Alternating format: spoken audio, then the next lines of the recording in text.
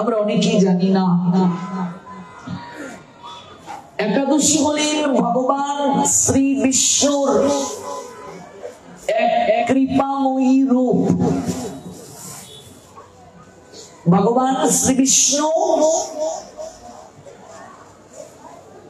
এক অনিন্দময়ী নারী রূপে আবির্ভূত হয়েছিলেন। একাদশী পুংলিঙ্গ না স্ত্রীলিঙ্গ? কৃষ্ণ স্টুডিও চ্যানেলে আপনাকে স্বাগত।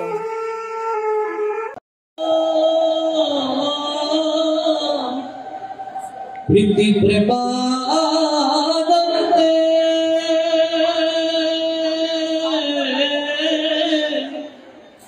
হরি হরি বলো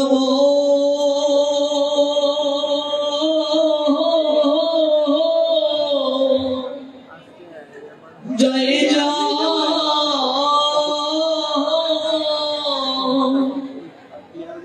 শ্রী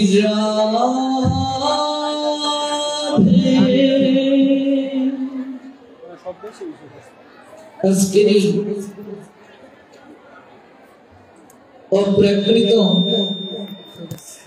পরম আনন্দের হাট, যাদের আয়োজনে বসেছে এই বাংলাদেশের নেত্রকোনা জেলা শহরস্থ শ্রী শ্রী নরসিংহজীর আগ্রা প্রাঙ্গণে আমরা দুজন বড় বাজারস্থ ভক্তবৃন্দ যারা বৈষ্ণবী প্রতিনিধিকে বস্ত্র তথা পুষ্পের মাধ্যমে বরণ করেছেন, আপনারা অবলোকন করেছেন। তাদের প্রতি রইল কৃতজ্ঞতা নিবেদন। প্রারম্ভিকায় যাদের উদ্যোগে এই যজ্ঞের সূচনা হয়েছিল, ঝম সাহার পরিবার, শ্রদ্ধাস্পদে সুঝন্টু সাহা, শ্রীমতী ঝর্ণা দেবী, উভয়ের প্রতি বিনম্র শ্রদ্ধা। আপনারা যারা বহু দূর দূরান্ত থেকে এসেছেন, এই প্রচন্ড ঠান্ডাকে উপেক্ষা করে কেউ বসতে পেরেছেন, কেউ বা দাঁড়িয়ে আছেন, কিন্তু আপনাদের হৃদয়ের উচ্ছ্বাস একটু কমতি নেই, দিন দিন বেড়েই চলছে। তার প্রকৃষ্ট প্রমাণ সংকল্পস্থিত যজ্ঞ সমাপনের পর হরিকথার আসর বন্ধ হচ্ছে না, ক্রমান্বয়ে বর্ধিত হচ্ছে। আজও অনেক ভক্তবৃন্দ সাক্ষাৎ করলেন, অনুষ্ঠান বাড়ানোর জন্য অনুরোধ করলেন। আমরা ধারাবাহিক ভাবে জানিয়ে দেব, অনুষ্ঠান কিন্তু বন্ধ হচ্ছে না, আরো হবে। গৌর প্রেমানন্দে। তো এটাই ভক্তবৃন্দে হৃদয়িক উচ্ছ্বাস যে কতটা বর্ধিত হচ্ছে তার একটি প্রকৃষ্ট প্রমাণ। আমরা কেবল আগামীকালের অনুষ্ঠান সূচি জানাচ্ছি, তারপর ধারাবাহিক ভাবে জানানো হবে। আগামীকাল যিনি আয়োজনে আছেন শ্রদ্ধাভাজন কৃষ্ণমোহন সাহা, ওনার পরিবার। গতকাল ওনার এই অনুষ্ঠানকে আয়োজনের যিনি প্রতিনিধি ছিলেন, ওনার বৌমা, আমরা ঘোষণা করেছিলাম, যিনি প্রতিনিধি রূপে সাক্ষাৎ করেছিলেন। আগামীকাল তাদের উদ্যোগে এই অপ্রাকৃত কথার আসর বসবে। গতকাল যে স্থলে ভগবানের কথার বিশ্রাম টেনেছিলাম, আজ সেখান থেকেই পুনরায় শ্রবণ করব। ইন্টারনেটের কল্যাণে যারা আছেন আমাদের সঙ্গে, দেশ এবং দেশের বাহির থেকে, প্রত্যেকেই এই নেত্রকোনা জেলা শহরের ভক্তবৃন্দের পক্ষ থেকে সুস্বাগতম জানাচ্ছি। আজ বিশেষ তিথি শ্রী শ্রী হরিবাসর তিথি।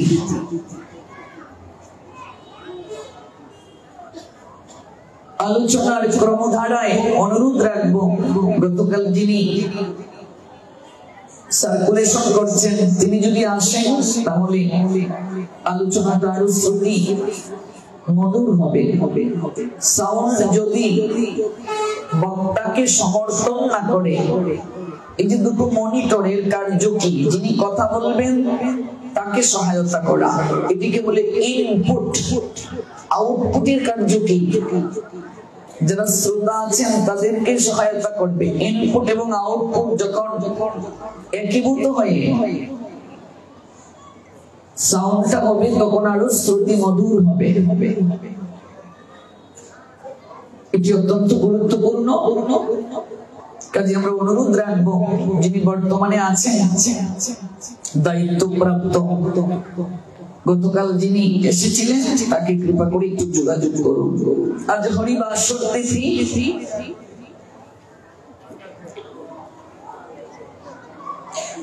একাদশী তিথিকেই হরিবাসর তিথি বলা হয়।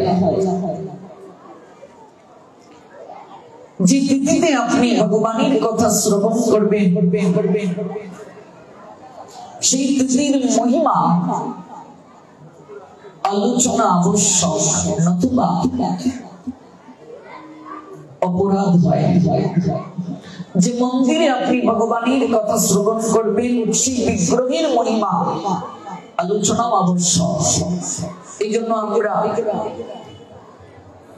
ভগবান শ্রেষ্ঠ নৃসিংহদেবের মহিমা শেষের দিন শ্রবণ করব, তার কৃপা আশীর্বাদ নিয়ে আলোচনা সমাপন হবে। আজকে হরিবাসর তিথি। বছরে 24টি একাদশীর কথা শাস্ত্র বলেছেন। পুরুষোত্তম মাসে আরো 2টি একাদশী কৃপা করে আবির্ভূত হন। পুরুষোত্তম মাস কোনটি? মনিটর একটু বাড়বে, ওটা অল্প কমবে। মল মাসকে পুরুষোত্তম মাস বলা হয়। আমাদের সমাজে একটি ভ্রান্ত ধারণা কাজ করে যে মল মাসে শুভ কার্য করা যায় না। নিশ্চয়ই আপনারা শুনেছেন,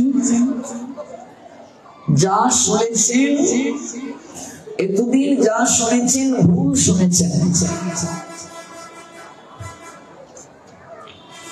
মল মাসে ভগবানের কার্য করলে 1 লক্ষ গুণ বেশি কৃপা লাভ হয়।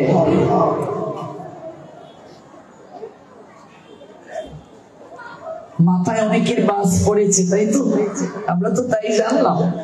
মল মাসে বিয়ে হয় না, মল মাসে ভগবানের সেবা পূজা হয় না, মল মাসে শুভ কার্য হয় না। কেমন? আমরা এই মাসে অভিসন্ন গ্রহণ করে ভজন করি, প্রদীপ প্রজ্বলন করি। দামোদর মাস বছরে কবার আসে গো মা? আর মল মাস কবছর পর পর আসে? 3 বছর পর পর। দামোদর মাস থেকে লক্ষ গুণ বেশি কৃপা প্রাপ্তির মাস হচ্ছে পুরুষোত্তম মাস। আপনি যা করবেন লক্ষ গুণ বেশি কৃপা প্রাপ্ত হবে। স্মার্ত মতাবলম্বী যারা, যেটা শ্রীমান মহাপ্রভুর সিদ্ধান্তের বিপরীত মুখী, স্মার্ত মত,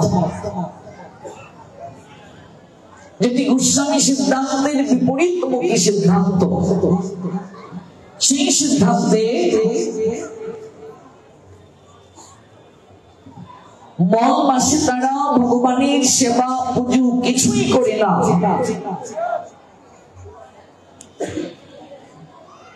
মগ শব্দের অর্থ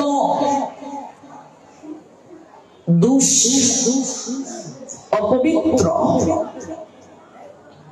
মগকে স্পর্শ করলে স্নান করতে হয়। আমাদের চন্দ্র গণনায়, সূর্য গণনায়, এই দুটি গণনায় বছর হয় 355 দিনে, 365 দিনে। তাহলে 355 দিনে যদি বছর হয়, 365 দিনে যদি বছর হয়, তাহলে 10 দিন করে অতিরিক্ত হচ্ছে চন্দ্র গণনা একটি, সূর্য গণনা একটি। 3 বছরে 3 10 30 একটি অতিরিক্ত মাস যুক্ত হয়। শাস্ত্র এটিকে বলে অধিমাস। শাস্ত্র এটিকে বলে অতিরিক্ত মাস। এই মাসে স্মার্তবাদীরা ভগবত কার্য করেন না। কাজে এই মাস একবার মনের দুঃখে ভগবান শ্রীহরির চরণে শরণ নিয়েছিলেন যে আমাকে সময় অপবিত্র জ্ঞান করে। ভগবান তখন তাকে কৃপা আশীর্বাদ করেছিলেন, বলেছিলেন আমার নামানুসারে তোমার নাম হবে। আমার নামের মাঝে পুরুষোত্তম নামটি বিখ্যাত। আমার সকল কৃপা গুণাবলী তুমি প্রাপ্ত হবে। ওই মগ মাসের নাম হলো পুরুষোত্তম মাস, এবং সকল অহৈতুকী কৃপা এই মাসে ভগবান নিহিত করে দিয়েছেন। এটি 12 মাসের মাঝে পড়ে না। এই জন্য হিরণ্যকশিপুকে ভগবান শ্রী নৃসিংহদেব বধ করেছিলেন মগ মাসে। আপনারা জানেন কিনা? অতিরিক্ত মাসে। কারণ ব্রহ্মার কাছে হিরণ্য চেয়েছিলেন 12 মাসের মাঝে বধ করেছিলেন। আমরা যেদিন প্রবচন শেষ হবে সেদিন আমরা নৃসিংহদেবের মহিমা শ্রবণ করব।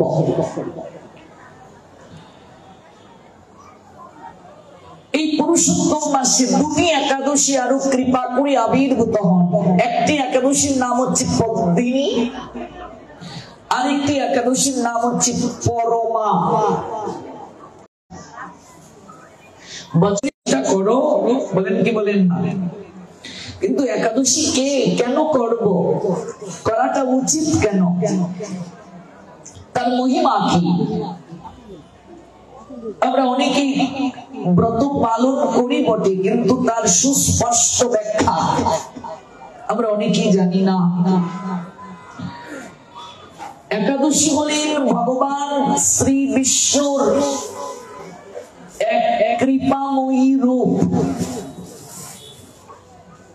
ভগবান শ্রী বিষ্ণু এক অনিন্দময়ী নারী রূপে আবির্ভূত হয়েছিলেন। একাদশী পুংলিঙ্গ না স্ত্রীলিঙ্গ? স্ত্রীলিঙ্গ। ভগবান শ্রী বিষ্ণু এক অনিন্দময়ী নারী রূপে আবির্ভূত হলেন। এবার মনে প্রশ্ন জাগতে পারে, কেন তাকে নারী রূপে আবির্ভূত হতে হয়েছিল? জেনে যান, এই 2.5 ঘন্টার সময় আপনার জীবনে একাদশী নিয়ে আর কোনো প্রশ্ন থাকবে না। যদি মনোযোগ সহকারে আজকে এই মহিমা শ্রবণ করতে পারেন, আপনার জীবনে একাদশী নিয়ে আর কোনো প্রশ্ন থাকবে না। এক অনিন্দময়ী নারী রূপে ভগবান শ্রী বিষ্ণু আবির্ভূত হলেন। তার পশ্চাতে কারণ, মুরা নামক একজন অসুর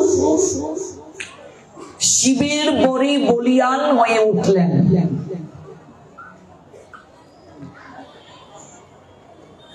শিবের একটি নাম হচ্ছে ভোলানাথ। তিনি ভুলে ভালা, শিবে সাদা, সরল। ভাগবত জানাচ্ছেন বৈষ্ণব নাম ইয়াপা শম্ভু। বৈষ্ণবদের মাঝে প্রধান হলেন মহাদেব। বৈষ্ণব হতে গেলে আপনাকে সরল হতে হবে। বৈষ্ণব হতে গেলে আপনাকে প্রথম যে গুণাবলীটা অর্জন করতে হবে তা হচ্ছে সরলতা। সরলতা যার হৃদয়ে নাই তিনি কখনো বৈষ্ণব হতে পারবেন না। দেবাদিদেব মহাদেব তিনি বৈষ্ণবদের মাঝে হলেন প্রধান। ভাগবত জানালেন বৈষ্ণবানাং ইয়াতা শম্ভু। শম্ভু মহাদেবের একটা নাম, তার অনেক নাম আছে। তার নাম নীলকণ্ঠ। তিনি কণ্ঠের মাঝে বিষকে রেখেছিলেন, এজন্য তার নাম নীলকণ্ঠ। কেমন? তার একটি নাম হচ্ছে আশুতোষ। অল্পতেই তিনি তুষ্ট হয়ে যান। তুষ্ট শব্দের অর্থ সন্তুষ্ট। একটি বিল্লপত্র আর একটু নয়নের জল যদি তাকে কেউ দিতে পারে তাহলেই তিনি সন্তুষ্ট, আর কিছু তার প্রয়োজন নাই। দেবতার মাঝে মহাদেব সবচেয়ে বেশি সন্তুষ্ট হন, খুব শীঘ্র সন্তুষ্ট হন। খুব শীঘ্র করে তাকে সন্তুষ্ট করা যায়। সমুদ্র মন্থনের সময় বিষ উঠল, অমৃত উঠল। সকল দেবতারা অমৃতের ভাগ নিতে গিয়ে ব্যস্ত হয়ে পড়লেন, বিষটা কেউ নিতে চাইলেন না।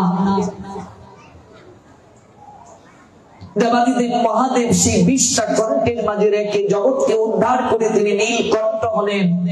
এজন্য পুরুষকে আমাদের শাস্ত্র নীলকণ্ঠের সঙ্গে তুলনা করেছেন। সেদিন তো নারীদের মহিমা বলেছিলাম, তাই তো? মায়েদের স্থান কোথায়?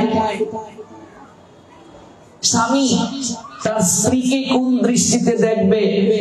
গায়ে যদি হাত তুলে কি হয়, চুল টানলে কি হয়? আজ শুনুন স্বামীর প্রতি স্ত্রীর কি কর্তব্য। এক বাবাজি অনেক আগে একটি প্রশ্ন করেছিলেন যে আপনি স্ত্রীর প্রতি স্বামীর দায়িত্ব বললেন, কিন্তু বহু পরিবারে স্ত্রীর দ্বারা স্বামী যে নির্যাতিত হচ্ছে এই নিয়ে তো কিছু বললেন না। উনি নামটাও লিখেছেন, আমি বলছি না, উনি নিজেও তার শিকার হচ্ছেন। গৌর প্রেমানন্দে আপনি তো এটা বললেন না, যে বহু পরিবার আছে যারা স্ত্রীর দ্বারা স্বামী নির্যাতিত হচ্ছে। অনেক স্ত্রী স্বামীর গায়েও হাত তুলে। এটা তো একটু বলতে পারতেন, আমরা তো অবহেলিত হয়ে যাচ্ছি। গৌর প্রেমানন্দে কেমন? তো প্রসঙ্গে আসলে তো বলবো। কেমন? কোন প্রশ্নই করতে হবে না, শুনতে থাকুন, সকল প্রশ্নের উত্তর পেয়ে যাবেন। সকল প্রশ্নের সমাধান পেয়ে যাবেন। আর যে কোনো প্রশ্ন আপনারা আমায় করতে পারেন, আমি নাম্বারটা দিয়ে যাচ্ছি হোয়াটসঅ্যাপে। অনেকেই বলছেন কার্ড এনেছেন তো, আমাদের ভিজিটিং কার্ড শেষ হয়ে গেছে। নাম্বার অনেকেই চেয়েছেন, লিখে নিন 01747472071 01747 সহজে মনে রাখার উপায় 472071। এবার যখন তখন কল দিয়ে কৃপা করবেন না। একজন ভক্ত তখন বাজে 2:30, হঠাৎ সাইলেন্ট করে আমি ঘুমাতে ভুলে গেলাম। 2:30টার সময় বেজে উঠলো মোবাইলটা, কল ধরলাম। হরে কৃষ্ণ, কে? আপনার পাঠ শুনে নাম্বারটা পেয়েছি, খুব ভালো লাগছে। কটা বাজে? আড়াইটার দিকে উনি কল দিয়ে বলছেন আমার পাঠ শুনেছেন, ওনার ভালো লাগছে, এই জন্য উনি কল দিয়েছেন রাত 2:30। অনেকেই বলেন আপনি দেখা করার এমন একটা সময় দিলেন সকাল 6টার সময়, এই সময় তো ঘুমেই ছাড়ে না। সাধুর নিকটে যেতে যদি অলসতাই ত্যাগ করতে না পারলে সাধুর কৃপা পাবে কি করে? বৃন্দাবনে অনেক সাধু মহাত্মাদের দর্শন করতে গেলে রাত 3টা থেকে লাইন দিয়ে দাঁড়াতে হয়। প্রেমানন্দ মহারাজ, তার সাথে সাক্ষাৎ করতে গেলে রাত 3টা থেকে লাইনে দাঁড়াতে হয়। এত সহজ নয় সাধু কৃপা পাওয়া, বৈষ্ণব কৃপা পাওয়া। শ্রদ্ধাস্পদেশু অষ্টোত্তরশত বিনোদ বাবাজির সঙ্গে সাক্ষাৎ করতে গেলে ব্রাহ্ম মুহূর্ত থেকে লাইনে দাঁড়াতে হয়। সাধু আমার চাকর নয় যে আমি আমার যখন ইচ্ছে তখন তার কাছে যাব, তার ভজন আছে। তিনি আমার মতো এত এত অন্যভাবে সময়কে অপচয় করেন না। তার সাধন, তার ভজন আমার সময় থেকেও তার সময়ের অনেক মূল্য। এরপরেও তো তিনি অযাচিত আমাদের কৃপা করে যান, নিজের ভজনের ক্ষতি করে কৃপা করেন। আপনারা কি ভাবেন আমি কেবল এখানে 2.5 ঘন্টা আলোচনা করি? আমার তো এখানে 2.5 ঘন্টা থেকে বাসায় এর থেকে বেশি প্রবচন হয়। এটি সকাল 6টা থেকে শুরু হলো, আজকে উপবাস, এখনো কিচ্ছু গ্রহণ করিনি। ক্লান্ত মনে হচ্ছে? কিচ্ছুই খাইনি। আবার এখান থেকে গিয়ে ঝনবিলাতে রাত জাগরণ করবো। আজকে দেখবো কজনের প্রেম আছে ভগবানের প্রতি, কজন রাত জাগরণ করবে। আজ দেখবো, প্রমাণ হবে। অনেকেই মায়েরা বলতেছে রাস্তায় যেতে যেতে শুনলাম, বাবা আমাদেরকে সঙ্গে নিয়ে চলো, সঙ্গে নিয়ে চলো, সঙ্গে নিয়ে চলো। মন থেকে বলছে না আবেগের বশবর্তী হয়ে বলছে? এই যে সকাল 6টা থেকে শুরু হয়েছিল আর 6:30টায় গিয়ে শেষ হলো, তার মাঝে 1 মিনিটও বিশ্রাম হয়নি। 6:30টায় গিয়ে আবার ওয়াশরুমে ঢুকে স্নান করলাম, করে একটু কাজ ছিল ভগবানের, সেটা শেষ করা হলো, তারপর এখানে চলে এলাম। এখান থেকে গিয়ে আবার সারা রাত পাঠ কীর্তন হবে, ভোরবেলা মঙ্গল আরতি হবে, এরপর দিন আবার বৈষ্ণব সেবা আছে। আমরাও তো রক্তে মাংসে গড়া মানুষ, তাই তো? মানুষ মনে করে সাধুরা মনে হয় কেবল খায় আর ঘুমায়, কত ফলমূল দিয়ে যায়। এক বাচ্চা ছেলের কথা বলি, বাবা মা মারা গেলে তো সাবু তারপর কলা এগুলো খায়। সাবু তার খুব প্রিয়, কয় কোন দিন বাবা যে মরতেন আর আমি সাবু কলা খাবো বেশি করে। ফলমূল আর এত কিছু দিয়ে যায়, আজকে আবার রূপার চামচও দিয়ে দিল, কেমন বস্ত্র আদিও দিয়ে যায়। আমি একজনকে বললাম এত কিছু দিয়ে যায়, তো আমাদের সঙ্গে থাকো একটা সপ্তাহ, দেখো আমাদের লাইফস্টাইল। 2 দিন থেকেই বলে ওরে বাপ রে, কনকনে ঠান্ডায় রাতে উঠতে হয়, স্নান করতে হয়, আবার ঘুম নেই, আবার প্রসাদ, ওরে বাপ রে বাপ, এটা সম্ভব না, এত সহজ নয়। একজন আমাকে বলছে সাধু বলে তো কিছু অভাব নেই। আমি বলছি তুমিও সাধু হও, তোমার অভাব হবে না। এবার ঠিকছে, এত সহজ নয়। সাধনা কাকে বলে? স্বভাবকে সংযত রাখার নামই হলো সাধনা। আমরা যেখানে আছি সেখানে আমরা একটা সময় দিয়েছি, সাক্ষাৎ করার সময় সন্ধ্যা 6টা থেকে 8টা, সকাল 6টা থেকে রাত 8টা, বিকাল 3টা থেকে 5টা। এবার 5টার পরে সময় এসেছে, কেমন? যখন সাক্ষাতের সময় তখন আর কেউ আসে না, এরপরে সবাই আসে লাইন ধরে। আমাদেরও তো একটু সাধন ভজন প্রয়োজন। এই যে ভাগবত মুখস্থ করে কিছু বলার বিষয় না, সাধনার বিষয়। কেমন?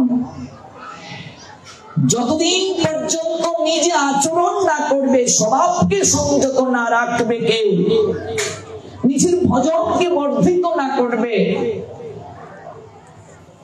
সে কোনদিন এই ভজন পথে টিকে থাকতে পারবে না। আগে বক্তার নিজের ভজন, তারপর অপরের কল্যাণ। শাস্ত্র বললেন ভারত ভূমিতে মনুষ্য জন্ম হইল যার, জনম সার্থক করি করো পরের উপকার। পরের উপকার করার আগে নিজের জীবন কি করতে হবে? সার্থক করতে হবে। আমি আপনাকে তখনই 999 টাকা ধার দিতে পারবো 1000 টাকা আমার কাছে যখন থাকবে, তাই তো মা?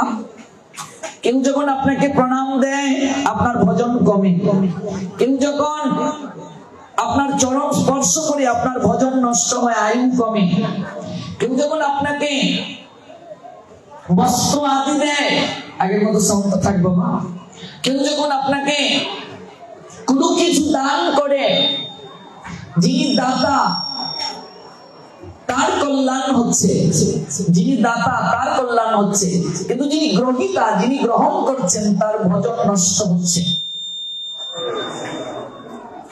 গ্রহীতার ভজন নষ্ট হচ্ছে, যিনি দাতা তার কল্যাণ হচ্ছে, কিন্তু যিনি গ্রহীতা, যিনি গ্রহণ করছেন তার ভজন নষ্ট হচ্ছে। দেবর্ষি নারদ কুবেরের 2 পুত্র নলার মণিগ্রীবকে অভিশাপ দিয়েছিলেন, যা তোরা বৃক্ষ কুলে জন্মগ্রহণ কর। ভাগবতে আছে কি নেই? নলার মণিগ্রীবের দশা হয়েছিল অর্জুন বৃক্ষ রূপে জন্ম। আপনারা দামোদর মাসে এগুলো পড়েন। অভিশাপটা দিয়ে সঙ্গে সঙ্গে তিনি কি করলেন? তিনি চলে গেলেন বদরিক আশ্রমে, গিয়ে তিনি সাধনায় বসে গেলেন। কেন? কাউকে আশীর্বাদ দিলেও ভজন কমে, অভিশাপ দিলেও ভজন কমে, নিজের শক্তি নষ্ট হয়।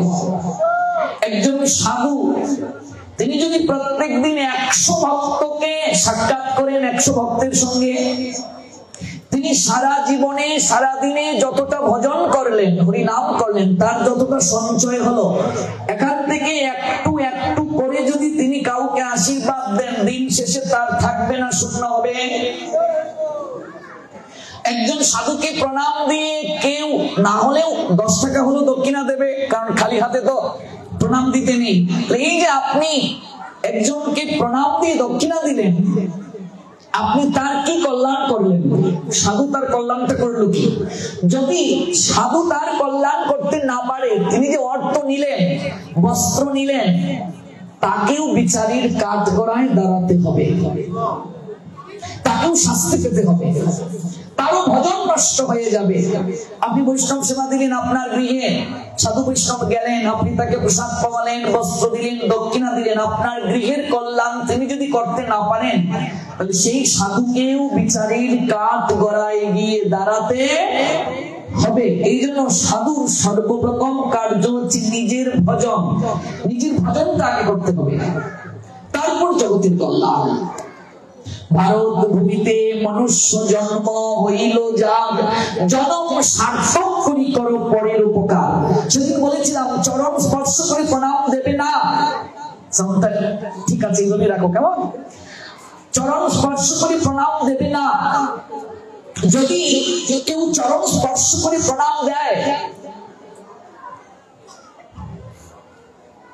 আমরা যে একে অপরকে প্রণাম দিই, মনে রাখবে কোন দেহ সত্তাকে আমরা প্রণাম দেই না, এই দেহটাকে আমরা প্রণাম দেই না। আমরা বিশ্বাস করি আমাদের হৃদয়ের মাঝে আত্মা রূপে ভগবান আছেন কি নেই? আছেন। আছো অনল অনিলে চির নব নীলে ভূতর সলিল গহনে, আছো পিতপিলতায় জলধির গায়ে শশী তারকায় তপনে, ভগবান আছে। কাউকে প্রণাম যখন দেয়া হয়, সেই প্রণামটা তার হৃদয়ে, তার হৃদয়ে যিনি বিরাজ করছেন ঈশ্বর, তার প্রতি এই প্রণামটা দেয়া হয়। এই জন্য সনাতন শাস্ত্রে ছোট বড়কে প্রণাম দিতে পারে, বড়ও ছোটকে প্রণাম দিতে পারে। পৃথিবীর কোন ধর্মে এমন দেখবেন না আপনি। এবার আপনি যখন কাউকে চরণ স্পর্শ করে প্রণাম দেবেন, এই প্রণামটা ভগবানের কাছে গেল না, তার কাছেই রয়ে গেল। তাতে আপনার লাভ হলো না লস হলো? যিনি দিলেন তার লস হলো, যিনি যাকে দেয়া হলো তারও লস হলো। এগুলো আমরা বুঝি না। অনেক গুরু গোসাই জোর করে এই ঠ্যাং ধর, প্রণাম দে, চরণ ছুঁয়ে প্রণাম দে, এগুলো কি কথা? অনেক গুরু গোসাই আসলে পরে গরম তেল করে যে মাজা শুরু হয়েছে পা, কেন মহিলা দিয়ে তোমার পা মাজবে কেন? এটা কোথায় সমর্থন করেছে? কোন শাস্ত্র বলেছে? তোমার শিষ্যা, মেয়ে শিষ্যা গিয়ে তোমার চরণ সেবা করবে কেন? তোমার ছেলে শিষ্য নেই? এত সহজ নয়। আর ঠ্যাং দেওয়া জল খাওয়ানোর কথা, এগুলো কে বলছে? এই ঠ্যাং দেওয়া জলের মাঝে কত ভাইরাস ব্যাকটেরিয়া আছে, এগুলো পেট খারাপ করবে। এগুলো থেকে বের হয়ে আসুন। প্রকৃত সাধুর চরণ ধৌত জল, প্রকৃত সাধু যিনি, প্রকৃত বৈষ্ণব যিনি, তার চরণ ধৌত জল যদি কেউ গ্রহণ করে, মুমূর্ষু রোগী পর্যন্ত ভালো হয়ে যাবে। এবার প্রকৃত সাধু কাউকে চরণ স্পর্শ করতে, চরণ ধৌত করতে কোনোদিন দেবেন না, কারণ তার সকল ভজন নষ্ট হয়ে যাবে। আমি যে একজনকে চরণ ধৌত জল দিচ্ছি, আমি কি সেই পর্যায়ে পৌঁছতে পেরেছি? তাহলে আমি কি করে দেওয়ার সামর্থ্য অর্জন করলাম? কি করে দিলাম? 365 যদি শিষ্য হয়, তাহলে বছরে প্রত্যেক শিষ্যের বাড়িতে গুরুদেব একদিন থাকতে পারবে কি পারবে না? এটা তো নিয়ম, বছরে একবার গুরুদেবকে আনা। তাহলে 365 জন শিষ্য হলে একজন শিষ্যের বাসায় গুরুদেব বছরে একদিন থাকতে পারবেন। ভালো মন্দ খাবার দাবার হলো, দক্ষিণাটাও মোটা হলো, ঠ্যাং দেওয়া জল ফ্রিও খাওয়ানো হলো। এই জন্য আজকাল অনেক গুরু গোসাইরা শিষ্য করার জন্য পাগল। আজকে এক মা গেছে, গিয়ে বলে, আপনি আপনার পাঠ শুনে, আমি কখনো পাঠে যাই না, আপনার পাঠ শুনে এত ভালো লেগেছে, আপনি আমায় দীক্ষা দিন। বলো, আমি নিজেই তো শিষ্য হতে পারি নাই, তোমায় কি করে দীক্ষা দেবো? শিষ্য হতে গেলে যে যোগ্যতা প্রয়োজন, আমি তো এটাই অর্জন করতে পারি নাই। গুরু হওয়া তো আরো অনেক উপরের কথা। আর আমাদের কাছ থেকে দীক্ষা পেতে গেলে 1 কোটি টাকা দিলেও তোমায় দীক্ষা দেওয়া হবে না, যদি তুমি নিয়ম পালন করে আগে পরীক্ষার মাধ্যমে উত্তীর্ণ না হও। এত সহজ নয়। অনেক গুরু গোসাই পাঠকরা পাঠে আইসা দেখেন বড় লোক কারা, ওদেরকে যদি শিষ্য বানাতে পারি, নেত্রকোনা শহরে এসে আমি একটা স্থান পেলাম। বিষয় এমন নয়, এই স্বার্থ দেখে ভজন হয় না, প্রচার হয় না। এগুলো নিন্দা নয়, ভুল বুঝবেন না। আমি বাস্তববাদী আলোচক। এই জন্য শিক্ষিত সমাজ আমার পাঠের ভক্ত, যারা শিক্ষিত ওরা আমার পাঠের ভক্ত। বাস্তবকে বাস্তব রূপে ভাবুন। দীক্ষাটা বর্তমানে ব্যবসা বৃত্তি হয়ে গেছে। দীক্ষাটা একটা ব্যবসা বৃত্তি হয়ে গেছে। এখনকার গুরু গোসাই শিষ্য গ্রহণ করে তাদেরকে মানুষ করেন না, তাদেরকে আধ্যাত্মিক উন্নতির পথে নিয়ে যান না। অনেক শিষ্যরাও গুরুদেবের সঙ্গে আর সম্পর্ক রাখেন না, কানে একটা ফু দেওয়াই মনে করেন দীক্ষা, আর কোনো কার্য নাই। বিষয়টা তা নয়, বিষয়টা তা নয়। মনে রাখবে মায়েরা, আমার গুরুদেব বলেন, সন্তান ধারণের পূর্বে মা বাবা যেমন চিন্তা করে যে আমি যে 3টা সন্তান নেব, আমি তাদের মানুষ করতে পারবো কিনা, তাদের জন্য জমি আছে কিনা, বাসস্থান আছে কিনা, আমার সামর্থ্য আছে কিনা, এই চিন্তা করে মা বাবারা সন্তান নেন। আমার গুরুদেব বলেন, যথার্থ গুরু শিষ্য গ্রহণ করার পূর্বে তিনি চিন্তা করবেন, শিষ্য মানে সন্তান, মন্ত্রজাত সন্তান। আর বীর্যের মাধ্যমে যে সন্তান হয় তা বীর্যজাত সন্তান। আর মন্ত্রের মাধ্যমে শিষ্য শিষ্যা গ্রহণ মানে সন্তান গ্রহণ, মন্ত্রজাত সন্তান। বীর্যজাত সন্তানের সঙ্গে সম্পর্ক এই জগতেই শেষ হয়ে যায় মৃত্যুর সঙ্গে সঙ্গে। আমরা গতকাল একটা গয়ানাথ মিষ্টান্ন ভান্ডারের মিষ্টির ঘটনার মাধ্যমে আপনাদের বুঝিয়ে দিলাম। অর্থাৎ বীর্যজাত সম্পর্ক, রক্তের সম্পর্ক সঙ্গে সঙ্গে শেষ, মৃত্যুর সঙ্গে সঙ্গে। কিন্তু মন্ত্রজাত সম্পর্ক এই জগতে শেষ নয়, পরজগৎ পর্যন্ত সেটি সুদৃঢ় থাকে। এই জন্য গুরু ভাই ভগিনীর সম্পর্কটা রক্তের ভাই বোনের সম্পর্ক থেকেও গভীর। এটা আমার গুরুদেব বলেন। বুঝতে পেরেছো মা? কোন জন্মে তোমরা ছিলে এক জায়গায়, নতুবা এরকম হওয়ার কথা না। আজকাল অনেক গুরু গোসাই দীক্ষা দেওয়ার সময়, সন্তান উৎপাদনের সময় এগুলো ধারণা রাখেন না, অক্ষেত্রে বিক্ষেত্রে বীজ দিয়ে যান। এই জন্য আমার গুরুদেবের খুব অল্প সংখ্যক শিষ্য, সবাইকে দীক্ষা দেন না, অনেক বিচার বিশ্লেষণ করে, অনেক যাচাই বাছাই করে নিয়ম নীতি পালনের পর প্রস্তুত করেন। যেমন দীক্ষা মানে বীজ দেওয়া। বীজ কোথায় দেওয়া হয়? জমিতে। তো জমি যদি হাল চাষ করা না হয়, আগাছা পরিষ্কার না করা হয়, পরিচর্যা না করা হয়, জল সিঞ্চন না করা হয়, বীজ দিলে অঙ্কুরিত হবে? বাবা এখানে একটা বীজ ফেলে দাও, বীজ অঙ্কুরিত হবে। তো এই দেহটা জমি, এই দেহ জমি কেউ যদি পরিচর্যা না করে, হাল চাষ না করে, জল সিঞ্চন না করে, গুরুদেব এসে একটা কানি বীজ দিয়ে গেলেন, হবে? আজকাল অনেক গুরু গোসাই সমাজের মানুষকে ভয় দেখায়, কিরে তোর দীক্ষা হয় নাই, তোর হাতের জল মূত্র তুল্য, তোর দীক্ষা হয় নাই রে, তুই তো একেবারে অশুদ্ধ রয়ে গেলে রে, তুই তো কোনো কাজে অংশগ্রহণের সুযোগ পেলে না। এগুলো হচ্ছে ভয় দেখিয়ে দীক্ষা দেওয়ার প্রসেসিং। ভালো করে জেনে যাও, এগুলো ভয় দেখিয়ে দীক্ষা দেওয়ার প্রসেসিং। কৃষ্ণ কৃপায় গুরু মিলে, গুরু কৃপায় কৃষ্ণ মিলে। একজন প্রকৃত গুরু আপনি চিনতে পারবেন না, একজন প্রকৃত সাধুই প্রকৃত সাধুকে চিনতে পারে। এখানে যদি কোন পাড়ায় গাঁজাখোর আসে, সে দেখবে তার মতো গাঁজা কে খায়, অনুসন্ধান করবে কি করবে না? আর কোন পাড়ায় যদি কোন সাধু আসেন, তিনি প্রথম খোঁজ করবেন তার মতো সাধু কজন আছে এই পরিবারে বা এই পাড়ায়। না ভুল বলছি মা? একজন প্রকৃত সাধুই সাধুকে চিনতে পারেন। কিন্তু আমি চিনবো কি করে?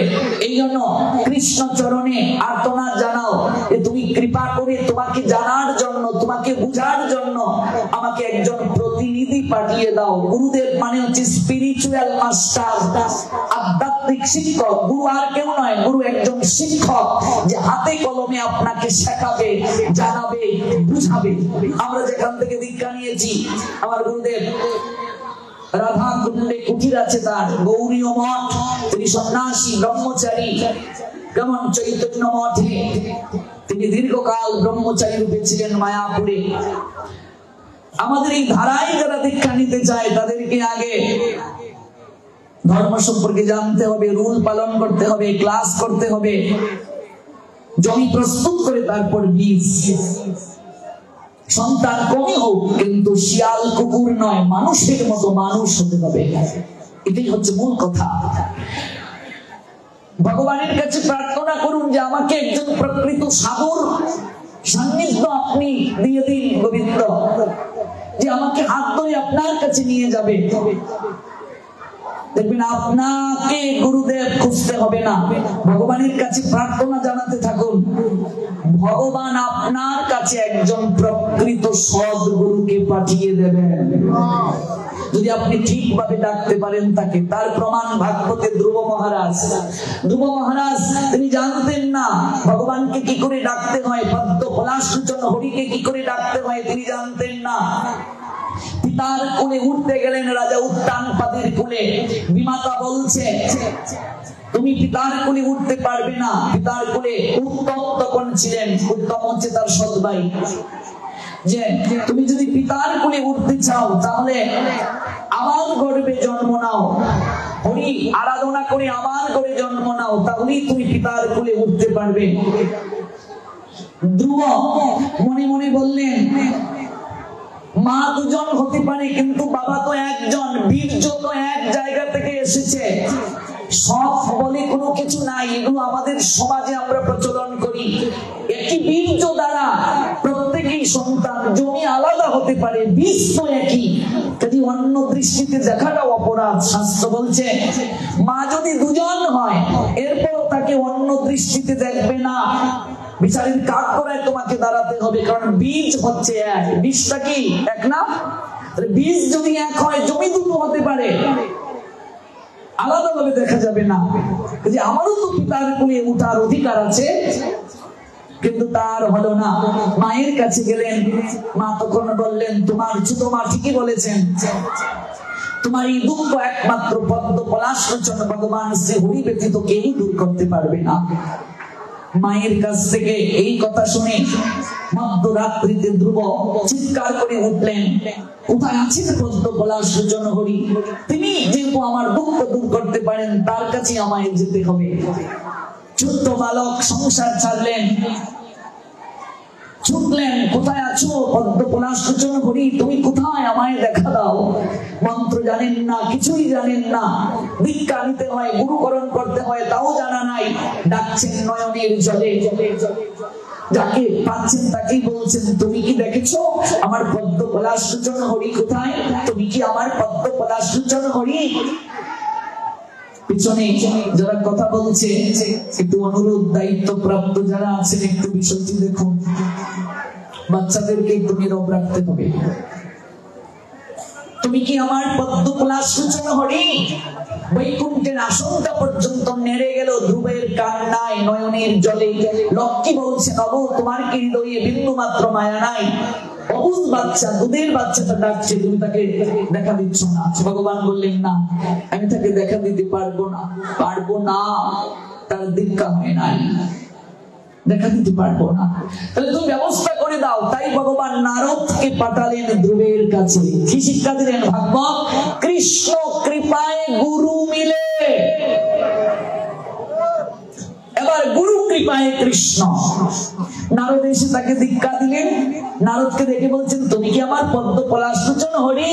বলছেন, না রে বাবা, আমি তোমার হরি নই, তবে হরির কাছে নিয়ে যাওয়ার আমি হলাম প্রতিনিধি, আমি ডাক পিয়ন। দেখবেন আগেরকার সময় যে চিঠি আসতো, পিয়ন কেবল প্রাপকের ঠিকানাটা দেখে চিঠিটা পৌঁছে দিত। চিঠির ভেতরে কি লেখা আছে খুলে কি দেখতো? একজন গুরু হলেন ডাক পিয়নের ন্যায়। তিনি আমাদেরকে আমাদের যে প্রকৃত ঠিকানা সেখানে তিনি নিয়ে যাবেন,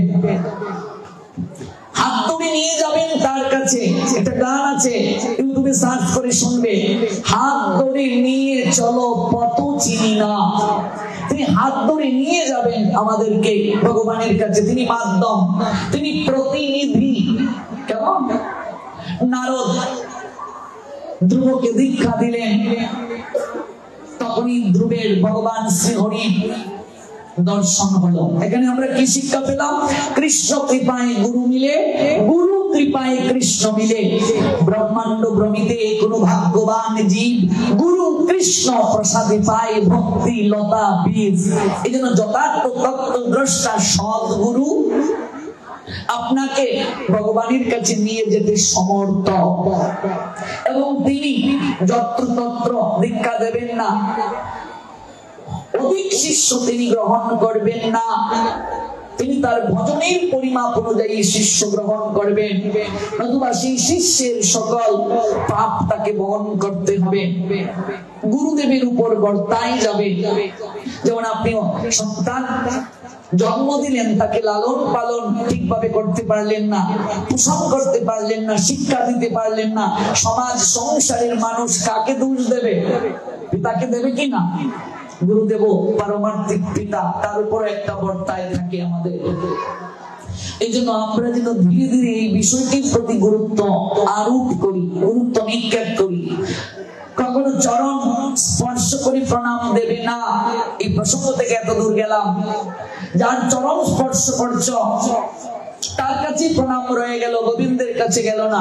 কেউ যদি আপনাকে প্রণাম দেয়, আপনি তখন বলবেন গুরু পদে, গুরুদেবের কাছে গেল, গুরুদেব সেই প্রণামটা গোবিন্দের কাছে পৌঁছে দেবেন। আর কেউ যদি মনে করে না আমাকে প্রণাম দিয়েছে, তাহলেই সঙ্গে সঙ্গে প্রণাম। আমি তোমায় প্রণাম দিলাম, প্রণামটা কি তোমায় দিয়েছি? তুমি আমায় প্রণাম দিলে, আমায় দিয়েছো না, এই চিন্তা রাখা যাবে না। এই জন্য বড়কে ছোট, ছোটকে বড়, এই ভাগবত আসলে এসে আমরা প্রণাম দেই কি দেই না? তখন কি আমরা এই চিন্তা করি? আর এই চিন্তা কখন হবে যে তিনি বয়সে ছোট, আমি তাকে কেন প্রণাম দেবো? এটা হচ্ছে জড় বুদ্ধি। আমরা এই দেহটাকে নিয়ে চিন্তা করছি। গতকাল আমরা অনেক ব্যাখ্যা শুনলাম যে এই দেহটা আমাদের পরিচয় নয়, আমাদের পরিচয় চিন্ময় আত্মা। শুনেছি কি শুনি নাই? এটা আমরা শুনলাম। এই জন্য সনাতন শাস্ত্রে একে অপরকে প্রণাম দিতে পারে, প্রত্যেকেই প্রত্যেককে প্রণাম দিতে পাবে। ঈশ্বরীয় সত্তাকে আমরা প্রণাম দিই। চরণ স্পর্শ করবে না। চরণ স্পর্শ যদি হয়েই যায়, হাত দৌত করতে হবে। কেমন? চরণ ধুলি নেওয়ার কথা বলা হয়েছে। তো যেখানে গুরু বৈষ্ণব হেঁটে যাবেন সেখানে তো চরণ ধুলি আছে, ওই জায়গায় একটু ধুলিকণা নিয়ে মস্তকে লেপন করো, অঙ্গে লেপন করো। আর অবশ্যই মায়েরা বাবাজিদের চরণ স্পর্শ করে প্রণাম দেবে না, কোন ব্রহ্মচারীর চরণ মায়েরা স্পর্শ করবে না, কারণ যে কোনো মুহূর্তে তার মাঝে কামনা জাগ্রত হতে পারে। আর যদি এই কার্য হয় তাহলে যিনি চরণ স্পর্শ করলেন তিনি তাকে ওই কুচিন্তা করতে সহায়তা করলেন, সর্বপ্রথম অপরাধটা তার হবে, আর যিনি এই চিন্তা করলেন তারও অপরাধ হবে, উভয়েরই নিম্ন গতি প্রাপ্তি হবে।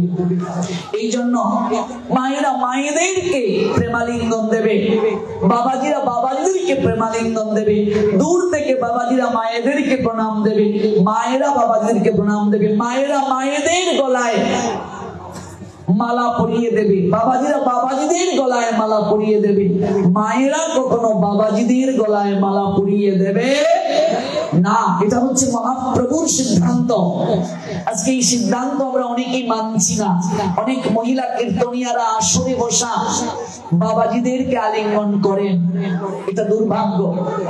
আমি বাস্তব নিয়ে কথা বলি, অষ্টসখী, নবসখী ইত্যাদি অনেক কীর্তনিয়া দল যখন আসরে উঠে আমাদের বয়সী ইয়াং ছেলেরা গিয়ে আসরে বসে কোলাকুলি করার জন্য, এগুলো কি হৃদয়ে প্রেম থেকে যায় না কুচিন্তায় যায়? মিলিয়ে দেখবে সমাজে সহজ নয়। বৈষ্ণবতাকে আমরা কলঙ্কিত করছি। মহাপ্রভুর বৈষ্ণবীয় ধারাটা এমন নয়, মহাপ্রভুর ভক্তির ধারাটা এমন নয়। মহাপ্রভু যে সিদ্ধান্ত আমাদেরকে দিলেন এই সিদ্ধান্তের সঙ্গে আমরা অনেক বৈসাদৃশ্যের দিকে নিয়ে যাচ্ছি, কাজেই এই দিকটা আমাদের বিবেচনা করা আবশ্যক। কোথা থেকে আমরা এত দূর গেলাম? আমরা বলছিলাম এই সংসারে অনেক অনেক পুরুষ নারীর দ্বারা নির্যাতিত হচ্ছে। এটা প্রসঙ্গটা কেন এলো? মহাদেব কণ্ঠের মাঝে বিষ রেখে নীলকণ্ঠ হলেন, বলেছিলাম পুরুষকে এই সংসার নীলকণ্ঠের সঙ্গে তুলনা করেছেন। এই প্রসঙ্গ থেকে এত দূর গেল। এই প্রসঙ্গটা কোথা থেকে এলো? একাদশী মানে ভগবান শ্রী বিষ্ণুর এক অনিন্দময়ী করুণাময়ী নারী রূপ। ওই নারী রূপ আসার পর থেকে আমরা ধীরে ধীরে এত দূর গেলাম। এবার চলুন আমরা মূল প্রসঙ্গে আবার ফিরে আসি। মহাদেব কণ্ঠের মাঝে বিষ রেখে নীলকণ্ঠ হলেন। পুরুষকে নীলকণ্ঠের সঙ্গে তুলনা করা হয়েছে। সমুদ্র মন্থনের সময়ে যেমন দেবতারা বিষ রাখলেন কণ্ঠে, বিষ রাখেননি, অমৃত গ্রহণ করলেন। দেবতারা কেউ বিষ রাখেননি, বিষের ভাগটা কে নেবে কেউ রাজি হলেন না, বিষ কণ্ঠে রাখলেন না তারা। তখনই মহাদেব জগতের কল্যাণের জন্য তিনি বিষটাকে গ্রহণ করলেন। একটা পুরুষ যেদিন সংসারে যায় একটু মিলিয়ে দেখবে, মায়েদেরকে বলছি, চোখ বন্ধ করে একটা মিনিট ভাববে, আমরা অনেক নারী পুরুষের এই হার্ড ওয়ার্কিংটাকে অনুভব করি না। তাদের যে এত ছুটাছুটি, দেখুন একটা পুরুষ দিন থেকে রাত পরিশ্রম করে, কেন জানেন? একটু অর্থের জন্য, কারণ এই অর্থটা দিয়ে তার পরিবারের মুখে সে হাসি ফোটাবে। নারীর ক্ষেত্রেও তদ্রুপ, নারীও যে করে না তা নয়, এখন অনেক নারীরাও স্বাবলম্বী। একটা পুরুষ যেদিন বাবা হয় সেদিন থেকে তার সকল চাহিদা জলাঞ্জলি দিয়ে দেয় সন্তানের জন্য। পুরুষ নামক বটবৃক্ষটা, বাবা নামক বটবৃক্ষটা যে সন্তানের জীবনে থাকবে না, সেদিন সে বুঝবে এই সংসারে রুদ্রের তাপ কত ভয়াবহ। আজকাল অনেক আমাদের বয়সী ছেলেরা যারা আমরা বাপের হোটেলে খাই আর বাবার পকেট থেকে একটু টাকা চুরি করে মোবাইলে এমবি ভরি আর তাফালিং করে চলি, তারা সেদিন বুঝবো সংসারের ঘানিটা টানতে কত কষ্ট হয়। তাই সময় থাকতে একটু বাবাকে সম্মান করো। বাবা দিবসে মা দিবসে একটা মোবাইলে ছবি আপলোড করলে বড্ড ভালোবাসি বাবা, বড্ড ভালোবাসি মা। অনেক সন্তান মা বাবার সঙ্গে কোনো ছবি নাই, অথচ বাবা মা দিবসে জোর করে মাকে জড়িয়ে ধরে একটা ছবি তুলে বন্ধু বান্ধবরা ফেসবুকে দিচ্ছে, আমিও দেই, নতুবা সম্মান থাকবে না। বাবাকে যাওয়ার সময় একটা প্রণাম দেয় না, আর বাবা দিবসে ও বাবা বড্ড ভালোবাসি তোমায়। এই সেই খুশি করা থেকে আমার বয়সী সন্তানদেরকে বলছি, বের হয়ে আসো। বাবাকে কোথায় স্থান দিয়েছে শাস্ত্র?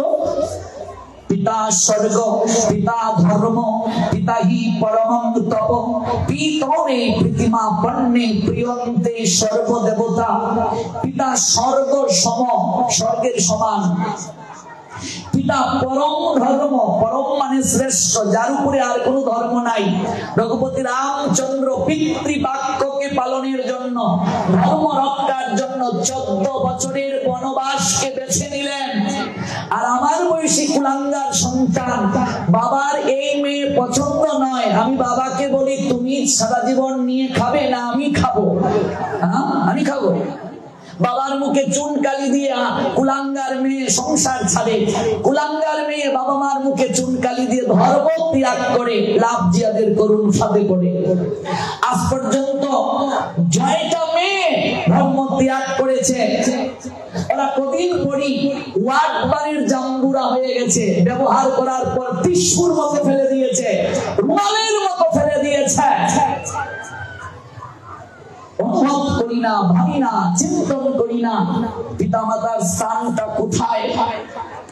পিতা মাতার কত স্যাক্রিফাইস আমাদের জীবনে, কত ডেডিকেশন আমাদের জীবনে। এই জন্য আজকে আমার বয়সী যারা ছেলেরা আছো, সেদিন বুঝবে যেদিন তুমিও বাবা হবে, সেদিন বুঝবে মা কেমন, যেদিন তুমি মা হবে। এর আগে এই ফিলটা আসবে না, এই অনুভূতিটা আসবে না। আমি সেদিন গল্পটা বলেছিলাম, আবার আমি একটু পুনরুত্থাপন করছি, যে খড়ের চালে খড়গুলো পরিবর্তন করছে, কদিন পরি বর্ষা নামবে, কেমন জ্যৈষ্ঠের খড় রুদ্র, টিকা যাচ্ছে না, মা ডাকছে খোকা নেমে আয়, নেমে আয়, রুটটা পড়ুক, বিকেল বেলা খড় দিয়ে চাল চাইবে, শুনছে না, খুব কষ্ট হচ্ছে মায়ের, বলছে নেমে আয়, এত রুদ্র, শরীর খারাপ করবে, শুনছে না ছেলে। এবার মা বাধ্য হয়ে তার ছোট্ট নাতিটাকে রুদ্রের মাঝে নিয়ে বসিয়ে রেখে ফেলেছে। এবার ওই ছেলে বলছে, ও মা, তোমার কি একটু জ্ঞান নেই? আমার ছেলেটা দুধের বাচ্চা, ওকে তুমি রুদ্রের মাঝে রেখে তোর কষ্ট হচ্ছে না? মা বলছে, আমি যে তোকে ডাকছি আমার কষ্ট হচ্ছে না? কষ্ট হয় নাই? তাড়াতাড়ি সাল সভা থেকে নাইমা কয়, আয় শোনা, আয় আয় আয় আয়, আমার পাগলু, আমার রুমিও, আমার সোনা, আমার মনা, আমার কণা, আমার টোনা। সেদিন বুঝবে যেদিন তুমি বাবা হবে। এগুলো আমার বয়সী পোলাপানদের বলছি। সেদিন বুঝবে যেদিন তুমি মা হবে, এর আগে বুঝবে না। একটা বাবা সংসারে কত স্যাক্রিফাইস করে, কত কষ্ট করে, কত ত্যাগ করে, কত তিতিক্ষা করে, জীবনের আশা আকাঙ্ক্ষাকে সন্তানের জন্য বিসর্জন দিয়ে দেয়। কত কষ্ট করেন তারা। আমরা কতটা তাদের মূল্যায়ন করি, আমরা কতটা তাদের সম্মান করি, শ্রদ্ধা করি। মনে রাখবে, শাস্ত্র জানিয়ে দিয়েছেন বৃদ্ধ বয়সে প্রত্যেক সন্তান পিতা মাতা হয়, আর প্রত্যেক পিতা মাতা সন্তান হয়। কথাটা বুঝলে? ছোটবেলা যেমন আমি কথা বলতে পারিনি, একটা কথা আমার মা আমার বাবা 4 বার 5 বার আমায় শিখিয়েছেন, তারা কি কষ্ট পেয়েছেন? পাননি। অথচ বৃদ্ধ বয়সে আমার বাবা যখন কানে শুনেন না, একটা কথা বললাম, তখন আমি চিৎকার করে বলি, কেন শুনো না? অথচ তুমি ভাবো না, তুমিও এইরকম শুনতে না। তোমার বাবা তখন রাগ করেননি, তুমি যখন ছোট ছিলে। তোমাকে শিখিয়েছেন, তোমায় জানিয়েছেন, তোমায় বুঝিয়েছেন। তোমারও দায়িত্ব বৃদ্ধ বয়সে ওই পিতামাতা তোমার সন্তানের মতো, তখন তোমাকে যেভাবে তারা লালন পালন করে বড় করেছেন, তোমারও দায়িত্ব তোমার সেই পিতামাতাকে বৃদ্ধ বয়সে সন্তানের মতো লালন পালন করা। পিতা স্বর্গ, পিতা ধর্ম, পিতা হি পরমং তপ, পিতরে প্রতিমা পণ্যে প্রিয়ন্তে সর্বদেবতা। রঘুপতি রামচন্দ্র পিতৃবাক্য পিতৃ সত্যকে রক্ষা করার জন্য 14 বছরের বনবাসকে কেড়ে নিলেন। বনবাসকে তিনি গ্রহণ করলেন একটাই কারণে। কারণটা কি? তার পিতার সত্যটাকে রক্ষা করার জন্য, পিতৃবাক্যটাকে রক্ষা করার জন্য তিনি বনবাসকে বেছে নিলেন। পিতার প্রতি দায়িত্ব কি, কর্তব্য কি, শাস্ত্রটাও আমাদেরকে উল্লেখ করেছেন, শাস্ত্র আমাদেরকে জানিয়ে দিয়েছেন। পিতা কি পরমং তপ, পরম মানে শ্রেষ্ঠ, তপ মানে তপস্যা, শ্রেষ্ঠ তপস্যা। পিতরে প্রীতিমাপন্নে প্রিয়ন্তে সর্বদেবতা। যে সন্তানের জীবনে পিতা সন্তুষ্ট হয়ে আশীর্বাদ প্রদান করেন স্বর্গের সকল দেবতারা সেই সন্তানকে মন থেকে আশীর্বাদ প্রদান করেন। নিতাই গৌর শিবানাথ প্রেমানন্দে পিতরে প্রীতিমাপন্নে প্রিয়ন্তে সর্বদেবতা। আজকাল অনেক ছেলে মেয়ে, সনাতনী হিন্দুর ছেলে মেয়ে ধর্মান্তরিত হচ্ছে এই সমাজে। লাভ জিয়াদের করুণ ফাঁদে পড়ে ধর্মকে ত্যাগ করছে। নিজের ধর্ম সম্পর্কে তাদের কোনো জ্ঞান নাই, কোনোদিন গ্রন্থ আদি পড়ে না। মনে রাখবে, ধর্ম ত্যাগকারী ব্যক্তি যে ধর্মেই তিনি অনুসারী হন না কেন, সে সর্বপ্রথম ভগবানের সঙ্গে বিশ্বাসঘাতকতা করে। ভগবান কর্মানুযায়ী তোমাকে যেখানে পাঠিয়েছেন তার মানে তিনি ভুল করেছেন। ভালো করে বুঝুন, তিনি ভুল করেছেন, তুমি তার আইনটাকে লঙ্ঘন করছো। দ্বিতীয়, সে জন্মদাতা পিতা, জন্মদাত্রী মায়ের মমতার সঙ্গে বিশ্বাসঘাতকতা করে, আর তার জন্য ইহজগতে ব্যবহৃত রুমাল কিংবা টিস্যু এটাই তার ভাগ্যে হয়। শরীরকে ভোগ করে ভিক্ষার থালাটা হাতে দিয়ে বের করে দেয়া হয়। বহু দৃষ্টান্ত আমরা পত্রিকায় দেখতে পাই, নিউজ গুলোতে দেখতে পাই। আর ধর্ম ত্যাগকারী ব্যক্তির জন্য শ্রীমদ্ ভাগবত 28 প্রকার নরকের মাঝে 7 নম্বর নরককে বরাদ্দ করেছেন। 28 প্রকার নরক আছে ভাগবতে লিপিবদ্ধ।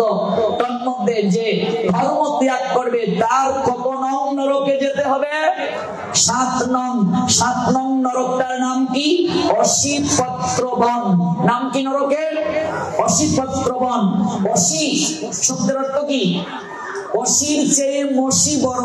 বাপ সম্প্রসারণ করেছেন। মসি কাকে বলে? মসি শব্দের অর্থ কি? কলম। আর অসি শব্দের অর্থ তলোয়ার। অসিপত্রবন, এই নরকে তলোয়ার দ্বারা সুসজ্জিত থাকবে সকল কিছু, সবদিকে তলোয়ার থাকবে। ধর্ম ত্যাগকারী ব্যক্তির শরীরের প্রত্যেকটা অংশকে কুচি কুচি কুচি করে কাটা হবে, এরকম তলোয়ার দিয়ে কুচি কুচি কুচি কুচি কুচি কুচি করে কাটা হবে। আর বলবে, এই দেখ দেখ স্বধর্ম ত্যাগ করলে কেমন হয়। এবার বুঝ, ধর্ম ত্যাগকারী ব্যক্তির অসিপত্রবন নামক নরকে যেতে হবে। স্বর্গের লোক দেখিয়া কিছু লোক ধর্ম ত্যাগ করায় যে তুমি ধর্ম ত্যাগ করলে 7 পুরুষ তোমার ঢ্যাং ঢ্যাং ঢ্যাং করে স্বর্গে চলে যাবে। ওরে ব্যাককালের দল, আমরা স্বর্গের কামনায় কর্ম করি না, স্বর্গ আমাদের বাড়ির পিছনে। আমরা যেতে চাই এগুলো বৃন্দাবনে। সাবধান হয়ে যাও। আমার বয়সী ছেলে মেয়েদেরকে বলছি, পালাইবার পথ নাই, জম আছে পিছে। বিবাহের আগে যারা সম্পর্ক করে, শারীরিক সম্পর্ক করে, বিয়ের পরে যারা পরকীয়া করে, 28 প্রকার নরকের মাঝে তাদের 1 প্রকার নরক বরাদ্দ। তাদের 1 প্রকার নরক। 28 প্রকার নরকের মাঝে প্রথম নরকের নাম কি? কে বলতে পারবে? ভক্ত ছাড়া।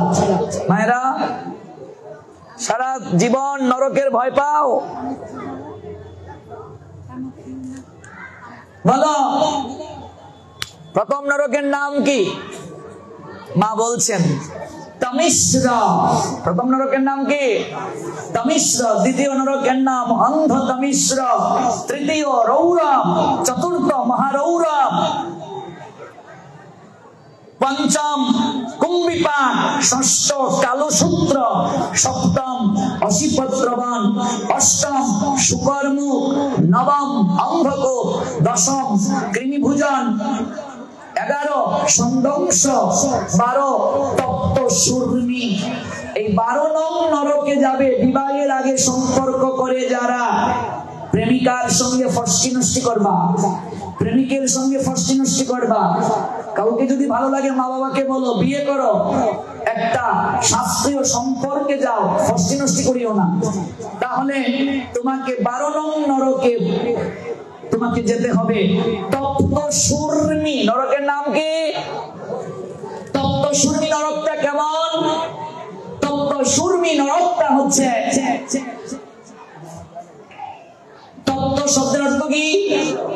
গরম। শূর্ণী লৌহ দণ্ডের মূর্তি থাকবে, একটা পুরুষ মূর্তি একটা নারী মূর্তি, লাল একেবারে ধোঁয়া উঠবে, গরম।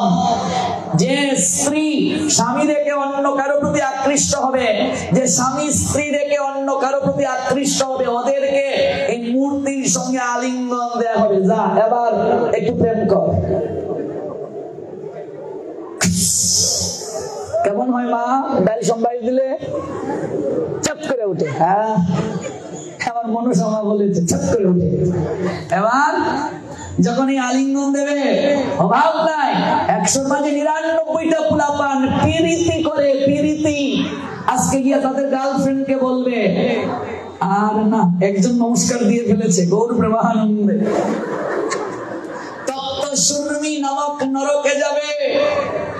কথা বুঝলে? তপ্ত শূর্ণী নরক। এই নরকে পুরুষ হলে নারী মূর্তির সঙ্গে আলিঙ্গন দেয়া হবে, নারী হলে পুরুষ মূর্তির সঙ্গে আলিঙ্গন দেয়া হবে। আর ইহ জগতে তার স্পিরিচুয়াল পাওয়ার নষ্ট হয়ে যাবে, শরীর তার বিনষ্ট হবে, মন বিনষ্ট হবে, শরীরের শক্তি নষ্ট হবে, দেহের সম্পদ যাকে বলে বীর্য রজ এগুলো নষ্ট হবে সঠিক সময়ে তার ব্যবহার না করার কারণে। এই জন্য পরকীয়ার মতো ভয়াবহ অবস্থা থেকে বের হয়ে আসো। বহু পুরুষরা বিয়ের পরে মদ খেয়ে মাতলামি করে অন্য নারীর সঙ্গে সম্পর্ক রাখে, এমন অনেক আছে। তাদেরকেও সাবধান বার্তা ভাগবত আমাদের জানিয়ে দিচ্ছে। কি জানাচ্ছে? মদ খাবে দূরের কথা, মদ যদি কেউ স্পর্শ করে, সনাতন ধর্ম কি বলছেন? 3 দিন না খেয়ে সূর্য দর্শন করে প্রায়শ্চিত্ত করতে হবে পঞ্চগব্য দ্বারা। মদ খাবে দূরের কথা, স্পর্শ করলেই। এই ভারতে এক জায়গায় আমার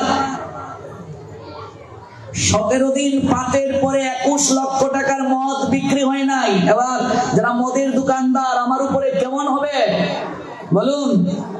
বলছে এই লোকটাকে পাঠ করানো যাবে না, আমাদের ব্যবসা উৎসন্নে যাচ্ছে। ইয়াং পুলাপান কয়, বাপ রে বাপ, কই আমরা আসলাম এতদিন? হ্যাঁ, কই আসলাম? আজকে দুর্গা পূজায় দশমীর বিসর্জনে বলো দুর্গা মাইকে যায়। আর রাত যত বারে ওই মহিষাসুর মূর্তি থেকে বের হয়ে কমিটির ভিতরে প্রবেশ করে।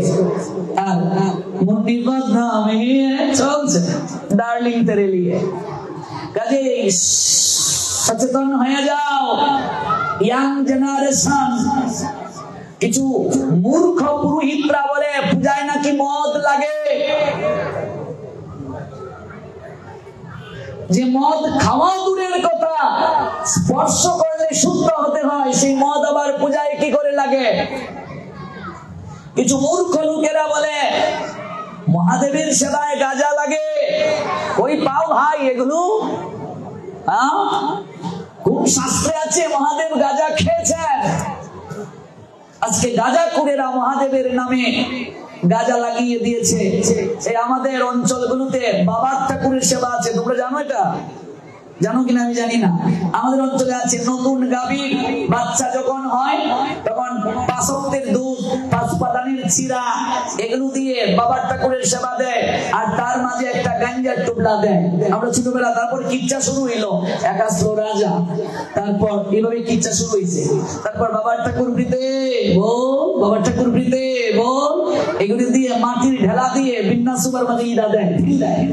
এরপরে প্রসাদ মাখাইয়া খবরে দেয়, যার বাটে গাঞ্জার টুকলা পড়বে সে আবার বাবার ঠাকুরের সেবা দিতে হইব। আমরা অঞ্চলে আছে।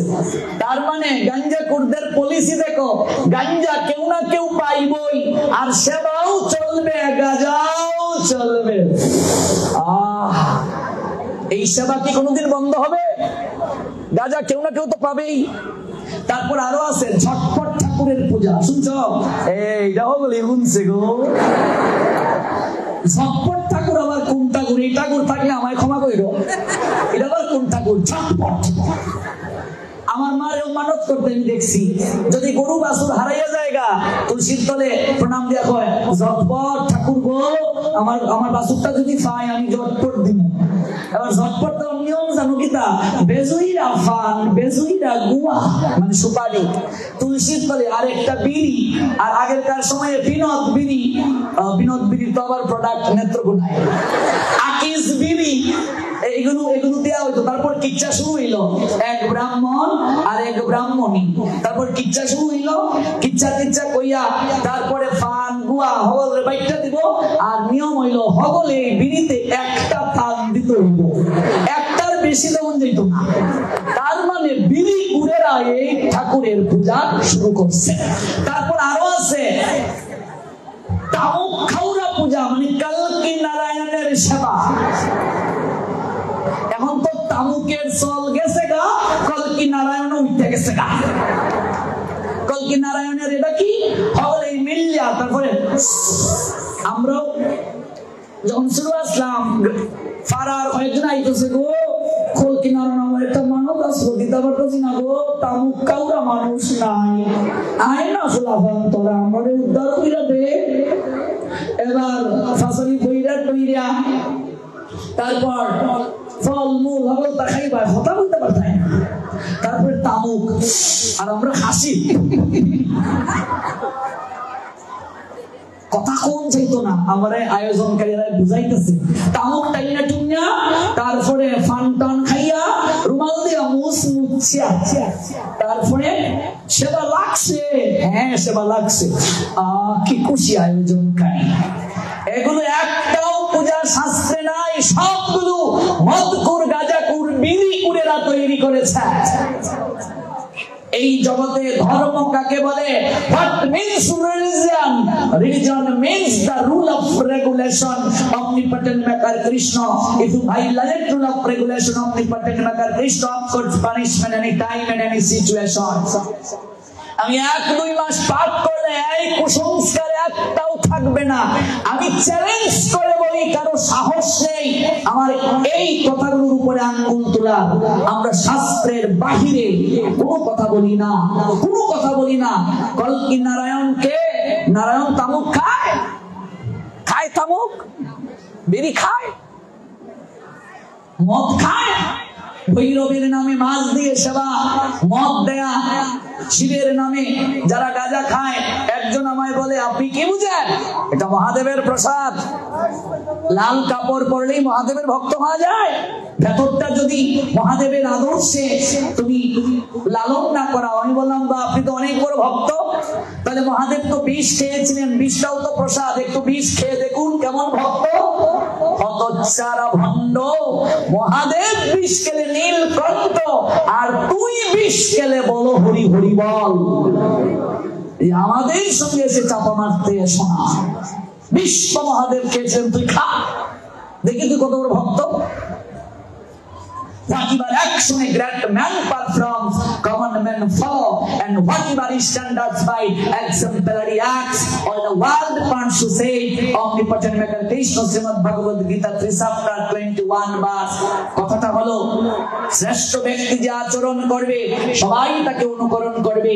তিনি যা জগতের বুকে প্রমাণ রেখে যান সবাই সেটাকে গ্রহণ করবে। অধিকাংশ লোকেরা ধর্ম পালন করে যেন কি দেখা দেখি বুঝো। একটা গল্প বলি, তারপর মূল প্রসঙ্গে আসি। বিয়ে হয়েছে নতুন, বিয়ে হওয়ার পরে বৌমারা ঈশা শাশুড়িকে প্রণাম দেয় কি দেয় না গো? এবার শাশুড়ি বউকে বরণ করে বলছে, মারে তোকে আমি কি দেব উপহার? তুই আমার ঘরের বউ না, তুই আমার ঘরের মেয়ে, এটাই উপহার। আচ্ছা, এটা শ্রেষ্ঠ উপহার না কম উপহার গো? মারে তোকে একটা কথা বলি, আমার শাশুড়িও আমাকে উপদেশ দিয়েছিল, আমি যেদিন এসেছিলাম বলছিল, মা তুমি বৌমা, একাদশী ব্রতটা ঠিকভাবে পালন করিও। শাশুড়ির উপদেশটা আমি তোমায় দিচ্ছি, আমি মরে যাওয়ার পরেও তুমি একাদশী করিও। জানি না এমন শাশুড়ি এই নেত্রকোনা জেলায় আছে কিনা, থাকলে তার চরণে প্রণাম। কেমন? এবার একাদশী রেখে পরের দিন পালন করতে হয় কি হয় না গো? হয়নি? পালনের সময় ভোগ রাগ দেয়া হলো, ঘরের মাঝে একটা কালো বিড়াল এদিক ওদিক ছুটাছুটি করছে। এবার শাশুড়ি দেখতে পাচ্ছে বিড়ালটা ভোগের মাঝে মুখ দিয়ে দিতে পারে, তাই শাশুড়ি বউকে ডাকছে, বৌমা আজকে সনাতনী হিন্দুদের মাঝে যদি কেউ ডাকতে হয়, দেখবে ধার্মিক মুসলমানরা কেউ যদি একজন আরেকজনকে ডাকে করিম জি আব্বা, জি বলে কি বলে না, এটা তাদের সংস্কৃতি। সনাতনী হিন্দুর ছেলে মেয়েকে ডাকলে কি বলতে হয়? অনেকেই ডাকে যে শ্যামানন্দ, এগুলো কি ডাক? আজকে হিন্দুর ছেলে মেয়েরাও জি কয়, নিজের সংস্কৃতি পালন করে না। কেউ যদি কাউকে ডাকতে হয় কি বলতে হয়? আজ্ঞে। কি বলতে হয়? ওমা কি বলতে হয়? আজ্ঞে। এবার যদি কোনো শ্বশুর বউকে ডাকে, বৌমা আজ্ঞে বাবা, শুনতে ভালো লেগেছে কি লাগেনি? শাশুড়ি ডাকছে, বৌমা আজ্ঞে মা। শাশুড়ি বলে, মা ঠান্ডার সময় তুমি 8টার সময় ঘুম থেকে উঠো, একটু ঘুমাই থাকো। আদর করবে কি করবে না? এবার যদি শাশুড়িটাকে, বৌমা কিতা হইছে তো ডাকুন, কিতা আছে কি নাই করে এরকম? এই জন্য সম্বোধনটা ঠিক করো, কিভাবে ডাকতে হয়, ডাকলে কি করে জবাব দিতে হয়। আজকাল মা বাপরা সন্তানকে এগুলো শেখায় না। আজকে 100-র মাঝে 99টা হিন্দু ব্যবসায়ী তারাও জি কয়। আজকাল 100-র মাঝে 99.5টা হিন্দুর ছেলে মেয়ে জি কয়। আমরা কোন ধর্মকে আঘাত করব না, কোন ধর্মের সংস্কৃতিকে কটাক্ষ করব না, কিন্তু নিজের সংস্কৃতিকে অপমান করা কখনো উচিত নয়। এই জন্য যখন বাবা মা সন্তানকে ডাকবে তখন কি বলতে হয়? আজ্ঞে। যেমন সুমন আজ্ঞে, কেমন আজ্ঞে বলতে হয়, এটা সংস্কৃতি। আজ্ঞে কি বলতে হয়? আজ্ঞে। আজ থেকে সন্তানকে শেখাও। সনাতনী শাস্ত্রে বৌদিকে কি ডাকতে হয় সেটাও আছে। এখন তো আমরা কাকিকে ডাকি কাকি। এখন আমরা কিছু মা আছে সনাতন ধর্মে, ওরা ভাবে মা ডাকটা অনেক পুরাতন। তুমি আমার মাম্মি দেখো, মাম্মি, মম দেখো, মম মম মম মাম্মি, মৌ মেউ। ওরে হতচ্ছাড়া, পৃথিবীতে মা ডাকের মাঝে যে মধুরতা আছে রে, পৃথিবীর আর কোন ডাকের মাঝে সেই মধুরতা আছে রে। এত আধুনিক হইও না। এই মা ডাকের পিছনে একটা শাস্ত্রীয় কারণ আছে। কি বুঝো তুমি? কি জ্ঞান আছে তোমার? আজকাল সন্তানরা বাবাকে ডাকে ড্যাড, ড্যাড মানে মরা, মরা। সন্তান বাবাকে ডাকে পাপ্পা। এরকম আছে নাকি? কোন বাপ তোমার সন্তান তোমারে পাপ্পা ডাকে? আছে? যদি থেকে থাকো, তোমার সন্তান তোমায় কি ডাকছে জেনে যাও। এই পাপ্পা সংস্কৃত শব্দ, এর বাংলা অর্থ হচ্ছে মহাপাপী। আমরা ব্যাকরণ নিয়ে পড়াশোনা করেছি, বুঝো না এগুলো? যে সন্তান বাবাকে মহাপাপী বলে, সেই পাপের ঊর্ধ্বগতি হবে না, ওই সন্তানের ডাকে নিম্নগতি হবে। আজকাল অনেক সন্তান বাবাকে ডাকে পাপ্পা, পাপ্পি, পাপ্পি। মাকে ডাকে মেউ, মৌ, মম, মাম্মা, মাম্মা। আমরা মনে করি বাহ খুবই আধুনিক। আমার সন্তান আমাকে মাম্মাম ডাকে, আরে বেয়াদব হতচ্ছাড়া, এটা আধুনিকতা না, অসভ্যতা। সন্তানকে তুই সঠিক শিক্ষা দিতে পারিস নাই। পৃথিবীতে সন্তান যখন মা ডাকে হৃদয়টা জুড়িয়ে যায়, প্রসব বেদনা ভুলে যায়। মা ডাকের মাঝে এত মধুরতা, ছোট্ট একটা শব্দ মা, পৃথিবীর কোনো বাক্য কোনো শব্দ নাই এই মাকে সংজ্ঞায়িত করা, মায়ের বর্ণনা দেওয়া, যেখানে ভগবান শ্রী গোবিন্দ সকল যুগে যুগে ভগবানেরা মাকে মা ডেকেছেন, বাবাকে বাবা ডেকেছেন। আর আমরা মাম্মা, মাম্মি, মম, মেউ, মৌ, বাবাকে পাপ্পা, পাপ্পি, পাপ্পা। এগুলো কি? এগুলো কি? একটু অর্থ বুঝি না, অর্থ জানার চেষ্টা করি না, এটা আমাদের জন্য দুর্ভাগ্য। আজকে কোন জায়গায় কোন সম্বোধন করতে হয় আমরা বুঝি না, জানার চেষ্টা করি না। কি নাম রাখতে হয় সন্তানের আমরা জানার চেষ্টা করি না, বুঝার চেষ্টা করি না। আমি এক জায়গায় পাঠে গেলাম, সেলুনের চুল কাটে লোকটা আমার বড় পাঠের ভক্ত, আমাকে বলছে আপনি একটু কৃপা করে আসুন আমাদের দোকানে। গেলাম, গিয়ে দেখি এক মা চুল কাটতে আসছে সন্তানকে নিয়ে। কি কাটতে আসছে? এসে বলছে দাদা মার্কেটে কি ডিজাইনটা চলছে একটু দেখান তো আমায়। আমি তাকিয়ে দেখছি, ওরে বাপ রে বাপ, ডিজাইন থেকে সন্তানের চুল কাটবে। এবার না দাদা এটাও চয়েস হয় না। আমি চুপি চুপি বললাম মা তোমার সন্তান কোন ক্লাসে পড়ে, নাম কি? বলছে সন্তান ক্লাস 5-এ পড়ে, আমার ছেলের নাম ডিজে। নাম কি? মা তোমার ছেলের নাম ডিজে, ছেলে বড় হয়ে করবে কি যে? আমি এটাই ভাবছি, তোমার মতো কুলাঙ্গার মায়েদের স্থান বৃদ্ধাশ্রমে হয়। সন্তানের নাম রেখেছো ডিজে, তুমি আবার হিন্দু মহিলা, আর ছেলেকে আসছো ডিজাইন দিয়ে চুল কাটা শেখাতে। অনুভব করো, বুঝো, একটু বুঝার চেষ্টা করো। সনাতন ধর্মে মা মানে লক্ষ্মী, সনাতন ধর্মে তুমি মা মানে সরস্বতী, সনাতন ধর্মে তুমি মা মানে কালী অধিকার আদায়ে, সনাতন ধর্মে তুমি মা মানে অধিকার আদায়ে উগ্র চণ্ডী, তোমার স্থান সবার উপরে। তুমি মা থেকে মেউ হইও না, মেউ মেউ হইও না, মাম্মা হইও না। যদি এই কাজ করে থাকো আজকে প্রণাম দিয়ে ভগবানের কাছে মাপ চেয়ে, আর বাসায় গিয়ে তোমার সেরা রে কইবা আজ থেকে মা ডাকিস আর কিছু ডাকিস না। আর পাপ্পা আর যদি ড্যাড নামের কোন মরা এখানে থেকে থাকো, সন্তানকে গিয়ে বলো মরা আর কিছু না ডাইকে বাবা ডাকবে আজকে থেকে।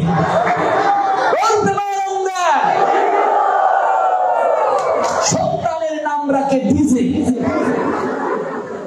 আগেরকার সময়ে সন্তান জন্ম নিলে গুরুদেবকে স্মরণ করা হতো, গুরুদেব সন্তানের নাম কি রাখবো, কয়টায় জন্ম নিয়েছে, তিথি কি, নক্ষত্র কি, যদি শাস্ত্র বিচার করুন। আর এখনকার সময়ে গার্লফ্রেন্ড বয়ফ্রেন্ড আগে বিয়ে হওয়ার আগে কয় তোমার ঘরে যদি সেরি হয় এই নাম রাখবো, সেরা হইলে এই নাম রাখবো। ওরে বাপরে, গাই কিনবার আগে দুনা কিনতে রেখে দিছো। সন্তান এখন আইলুই না পেটে, নাম ঠিক করে লইছে, গুগল সার্চ করে নাম রাখে, সিরিয়াল দেখে দেখে নাম রাখে।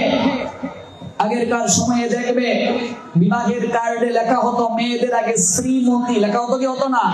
ছেলেদের আগে শ্রীমান, শ্রীযুক্ত, শ্রীযুক্তা। এগুলোর পিছনে কারণ আছে। এমন অনেক নাম আছে যে নামে যদি তুমি সন্তানকে ডাকো তোমার অমঙ্গল হবে।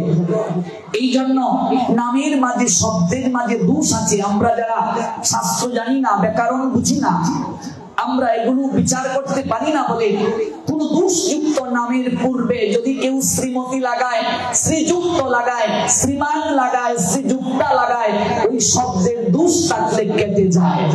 কথা বুঝলে? আগেরকার সময়ে বিয়ে দেখতে আসলে মেয়েদেরকে জিজ্ঞেস করো তোমার নাম কি গো?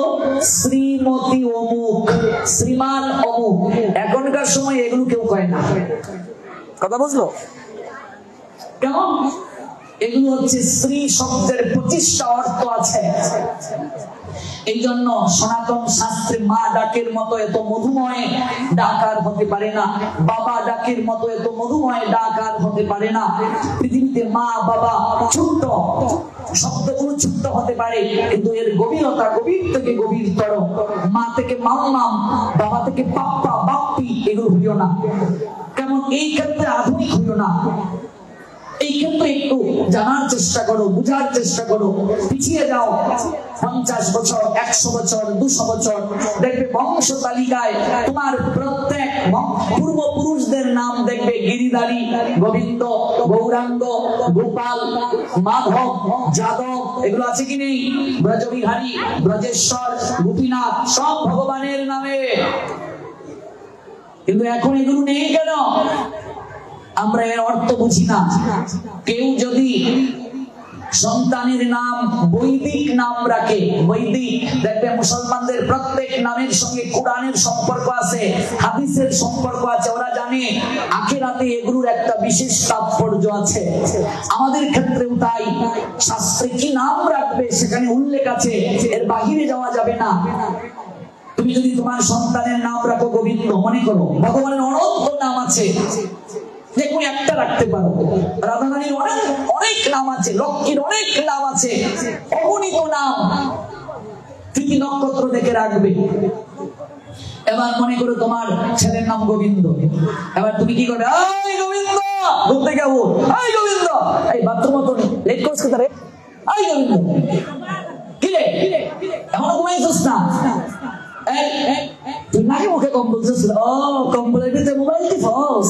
এই গোবিন্দ বলবে কি বলবে না? তুমি তোমার ভগবানকে 24 ঘন্টার মাঝে না ডাকলেও সন্তানের নামটা যেহেতু ভগবানের নামে কয়েক হাজার বার ডাকবে কি ডাকবে না? নামটা ভগবানের, ডাকছো সন্তানকে। ভাগবতে অজামিলের লীলার মাধ্যমে ভগবান দেখালেন, অজামিলের সন্তানের নাম ছিল নারায়ণ। সে ডেকেছে ছেলেকে, ভগবানকে ডাকেনি। মৃত্যুকালে ভগবান শ্রী নারায়ণ তাকে বৈকুণ্ঠে নিতে এসেছিলেন দূতকে পাঠিয়ে দিয়ে। 4টা ছেলে ভিজে রাখতে পারলে, ভাওয়াল, মার্বেল, কতা পাতা লতা, নিম পাতা তিতা রাখতে পারলে একটা নাম শ্রীমতী, শ্রীময়ী, শ্রীজি, ব্রজেশ্বরী, প্রাণেশ্বরী, কত নাম আছে। গোবিন্দ, যাদব, মাধব, মুকুন্দ, অজিত গোবিন্দের একটা নাম, অচ্যুত, কত নাম আছে। একটা নাম বৈদিক রাখতে পারলে না, যা তোমার মঙ্গল হবে। হ্যাঁ, সন্তানের নাম কি রাখলে? রাধা রানীকে তার সখীরা বলছে, ওরে শ্রীমতী, তাকে যে সবাই কৃষ্ণ কলঙ্কিনী বলে, তাতে কি তুই কষ্ট পাস না? তুই তাদেরকে অভিশাপ দিতে পারিস না? রাধারানী বলছেন, আমি কষ্ট পাই না, আরো আনন্দ পাই। অভিশাপ না দিয়ে তাদেরকে আরো আশীর্বাদ দেই, যারা কোনোদিন আমার প্রাণনাথ কৃষ্ণের নামটা উচ্চারণ করে না। আমাকে দেখার সঙ্গে সঙ্গে বলে, এই দেখ, এই দেখ, কৃষ্ণ কলঙ্কিনী যায়। সখীরে, ওই নিন্দার মাঝে কৃষ্ণ নামটা আছে। আমার প্রাণনাথ এত করে সমালোচনা করেও যদি তাকে স্মরণ করে, গাল মন্দ দিয়েও যদি তাকে স্মরণ করে, মহাপাতকও যদি সে হয়, পর্বতের সমান পাপ মুহূর্তের মাঝে তাকে বিনষ্ট করে শুদ্ধ করে দেন, পরিশুদ্ধ করে দেন, চরণে আশ্রয় দিয়ে দেন।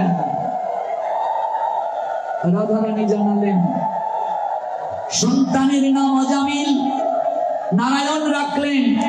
সন্তানের নাম ডেকে তার বৈকুণ্ঠ গতি প্রাপ্ত হলো। আর তুমি হলে বীজের মা,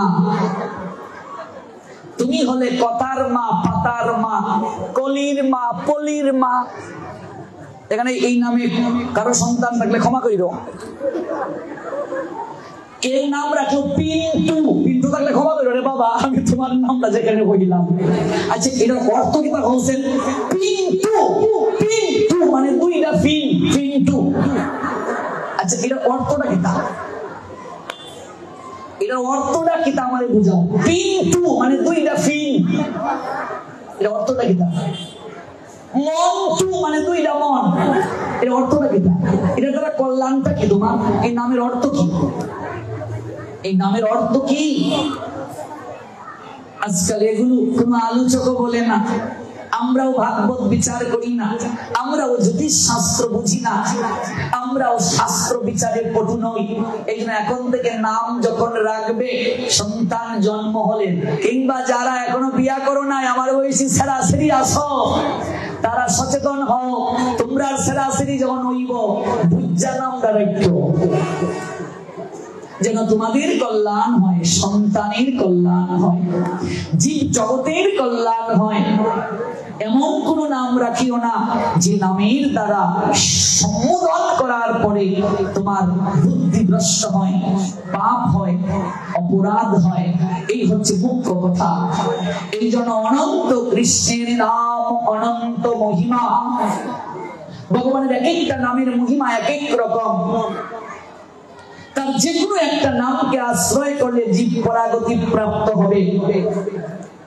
আর সেটি শাস্ত্রীয় নিয়মে বৈবাহিক জীবনে আবদ্ধ হওয়ার পর সংস্কারের মাধ্যমে নামকরণ করতে হয়। এই জন্য নামকরণের সময় দেখবে প্রদীপ জ্বালিয়ে দেওয়া হয়, হয় কি হয় না? এটা যজ্ঞ, মূলত যজ্ঞ করেই রাখতে হয়, কিন্তু আমরা তো আর যজ্ঞ অনেকে করি না, শুধু প্রদীপ জ্বালিয়ে দেই। সেখানেও একজন শাস্ত্র তত্ত্ববিদ কে এনে তার তিথি নক্ষত্র দিনক্ষণ দেখে পিতামাতার বিচার করে নাম রেখে তারপর যজ্ঞের মাধ্যমে নামকরণটা করতে হয়। এটা একটা সংস্কার।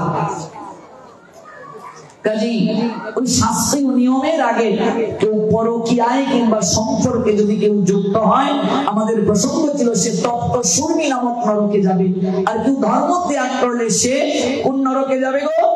অসিপত্রবন নামক নরকে যাবে। ধর্ম ত্যাগকারী ব্যক্তির নরক হলো অসিপত্রবন। আর পরকীয়া যারা করে তাদের নরক হলো তপ্ত শূর্মী।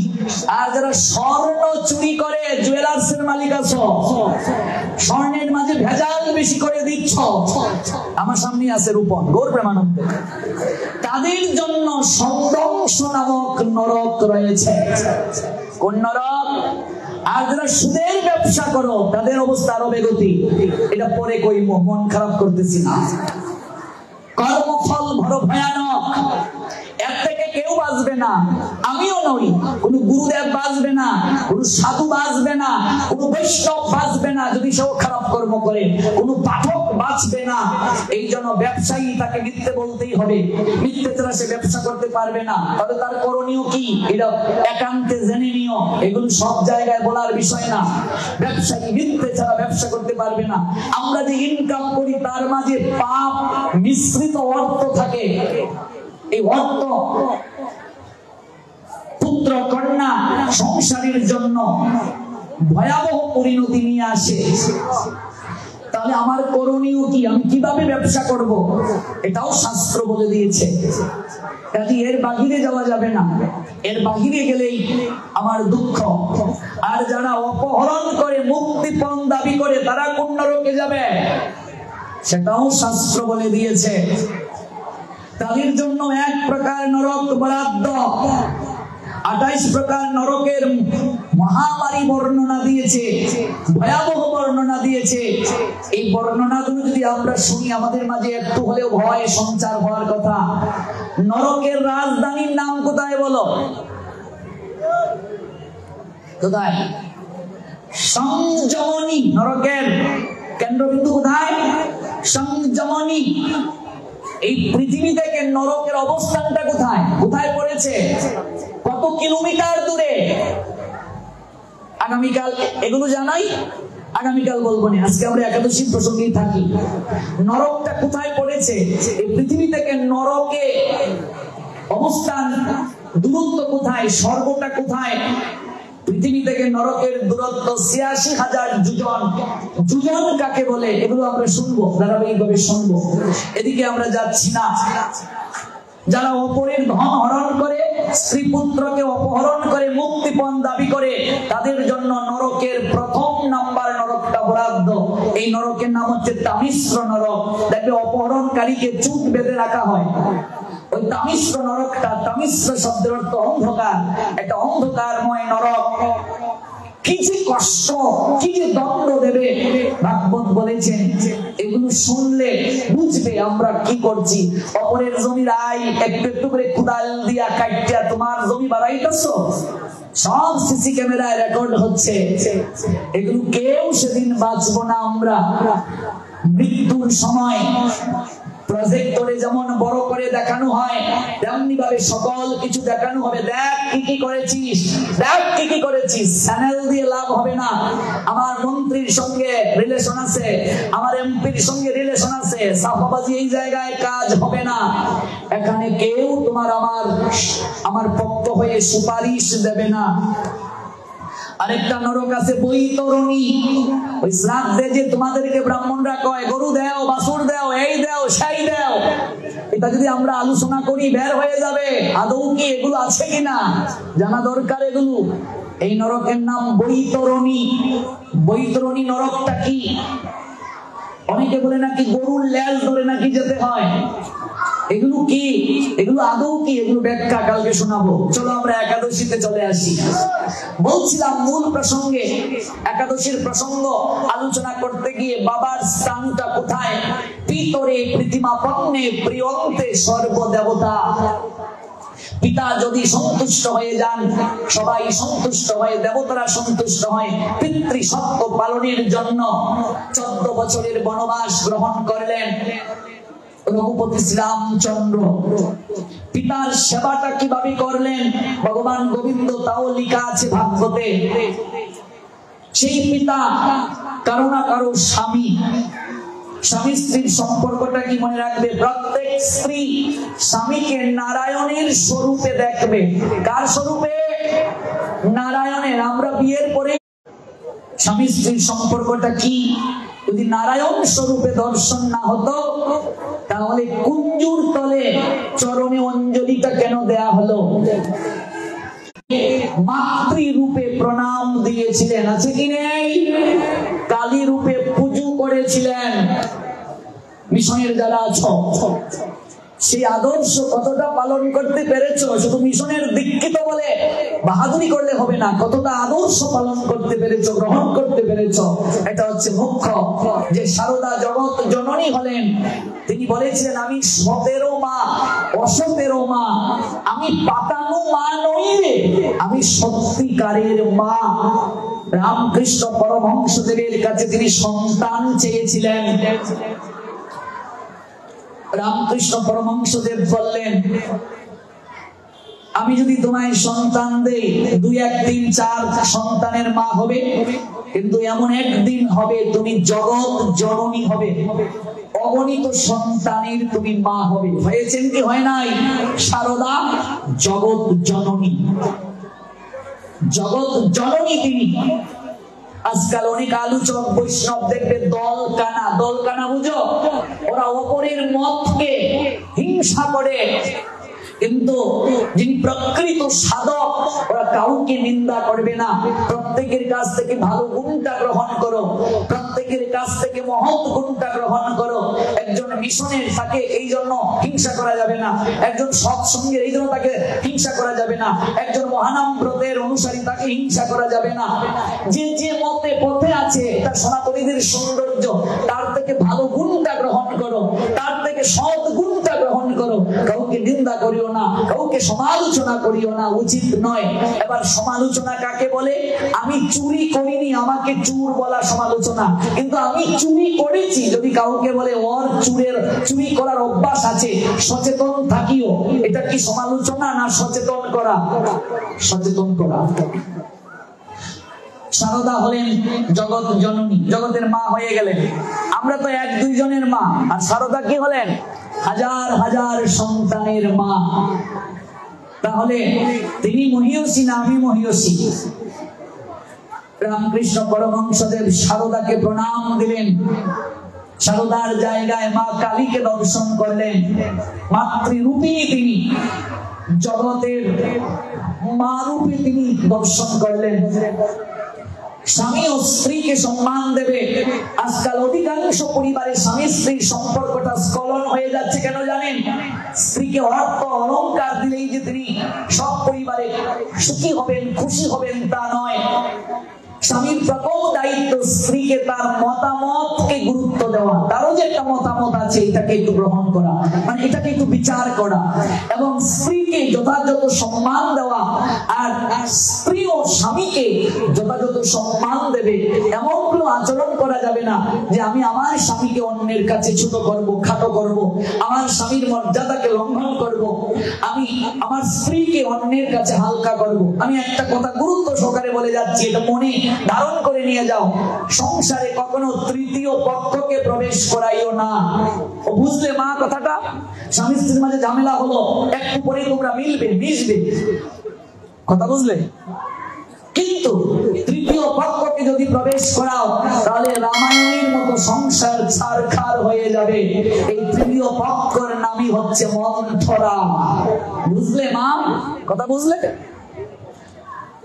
সংসার করতে গেলে স্বামী স্ত্রীর মাঝে রাগ অভিমান হবে কি হবে না?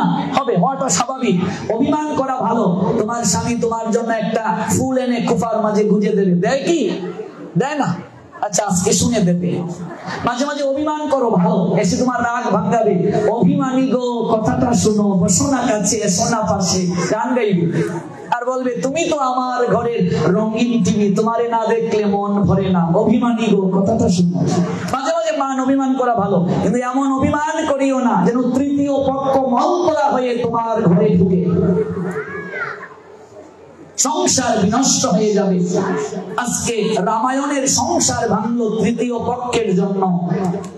তৃতীয় পক্ষকে ভেতরে প্রবেশ করাইও না। হিন্দুদের দুর্গতি কি জানো? ওরা নিজেদের মাঝে ঝগড়া করে ওই আরেক বাড়ির লোককে, অন্য মানুষকে এনে তাদের রাগ ভাঙায়, সংসারের ঝামেলা ভাঙায়। এই হিন্দুদের এই জন্য দুর্গতি। ওরা নিজেদের মানুষ আনে না, ওরা অন্য মানুষকে এনে বিচার করায়। মান অভিমান সংসারে হবে, একটু পরে ভুলবে, একটু পরে আবার আদর করবে। তাই বলে তৃতীয় পক্ষ এনে আমার স্বামী স্ত্রীর সম্পর্কের মাঝে আমি কেন ঢুকাবো? এটা কি বিষয়? এটা কি বিষয়? যে স্ত্রীকে বিশ্বাস করতে পারে না, যে স্বামীকে বিশ্বাস করতে পারে না, তার তো বিয়ে করারই যোগ্যতা নাই, সামর্থ্য নাই। তোরে বিয়ে করতে কে কইছে? তুই বিয়ে করে অযথা একটা ঝামেলা বাঁধাইছস। দায়িত্ব যে পালন করতে পারে না তার বিয়ে করার শাস্ত্র অনুমতি দেয় নাই। সর্বপ্রথম স্বামী স্ত্রীর মাঝে সম্পর্কের আধার হলো বিশ্বাস। তুমি ব্যবসায়ী, তুমি যদি মনে করো আমার স্ত্রী অন্য কারোর সঙ্গে কথা বলছে না তো, এই না তো, সেই না তো, আর স্ত্রী যদি বিশ্বাস করে এই কি, এই বিষয় কি, এই তুমি আর ওয়েটিং কেন, এই তুমি কইছিলে, একদম শেষ। আর সন্দেহটা নারীদের মাঝে একটু বেশি থাকে, কষ্টটা নিও না। সন্দেহটা কি থাকে বাবা? তো নারীদের মাঝে বেশি থাকে। আরেকটা কথা বলে যাই বাবাজিদেরকে, একেবারে অনেক গোপনীয় কথা বউদের কাছে বলবে না। কারণ কি জানো? মায়েদের কথা কখনো কণ্ঠের নিচে যায় না। গৌর প্রেমানন্দে। এই বিপদে পড়ে গেলাম কথাটা বলে গো। কারণ ওদের ভেতরে কথা থাকবে না। যুধিষ্ঠির অভিশাপ দিয়েছিলেন নারীদেরকে, কুন্তি লুকিয়েছিলেন কর্ণের ব্যাপারটা। মা তুমি এত বড় সত্য লুকালে, তাই কোন মা যেন আর ভেতরে কথা চাপা রাখতে পারে না, তাই আমি অভিশাপ দিলাম। এই জন্য এই শেফালির মা তোর একটা কথা কই, সাবধান, কেউ কথা কইস না, কইস না। সত্যি কিন্তু মা কালী রে বল কইতাম না, ক ক ক।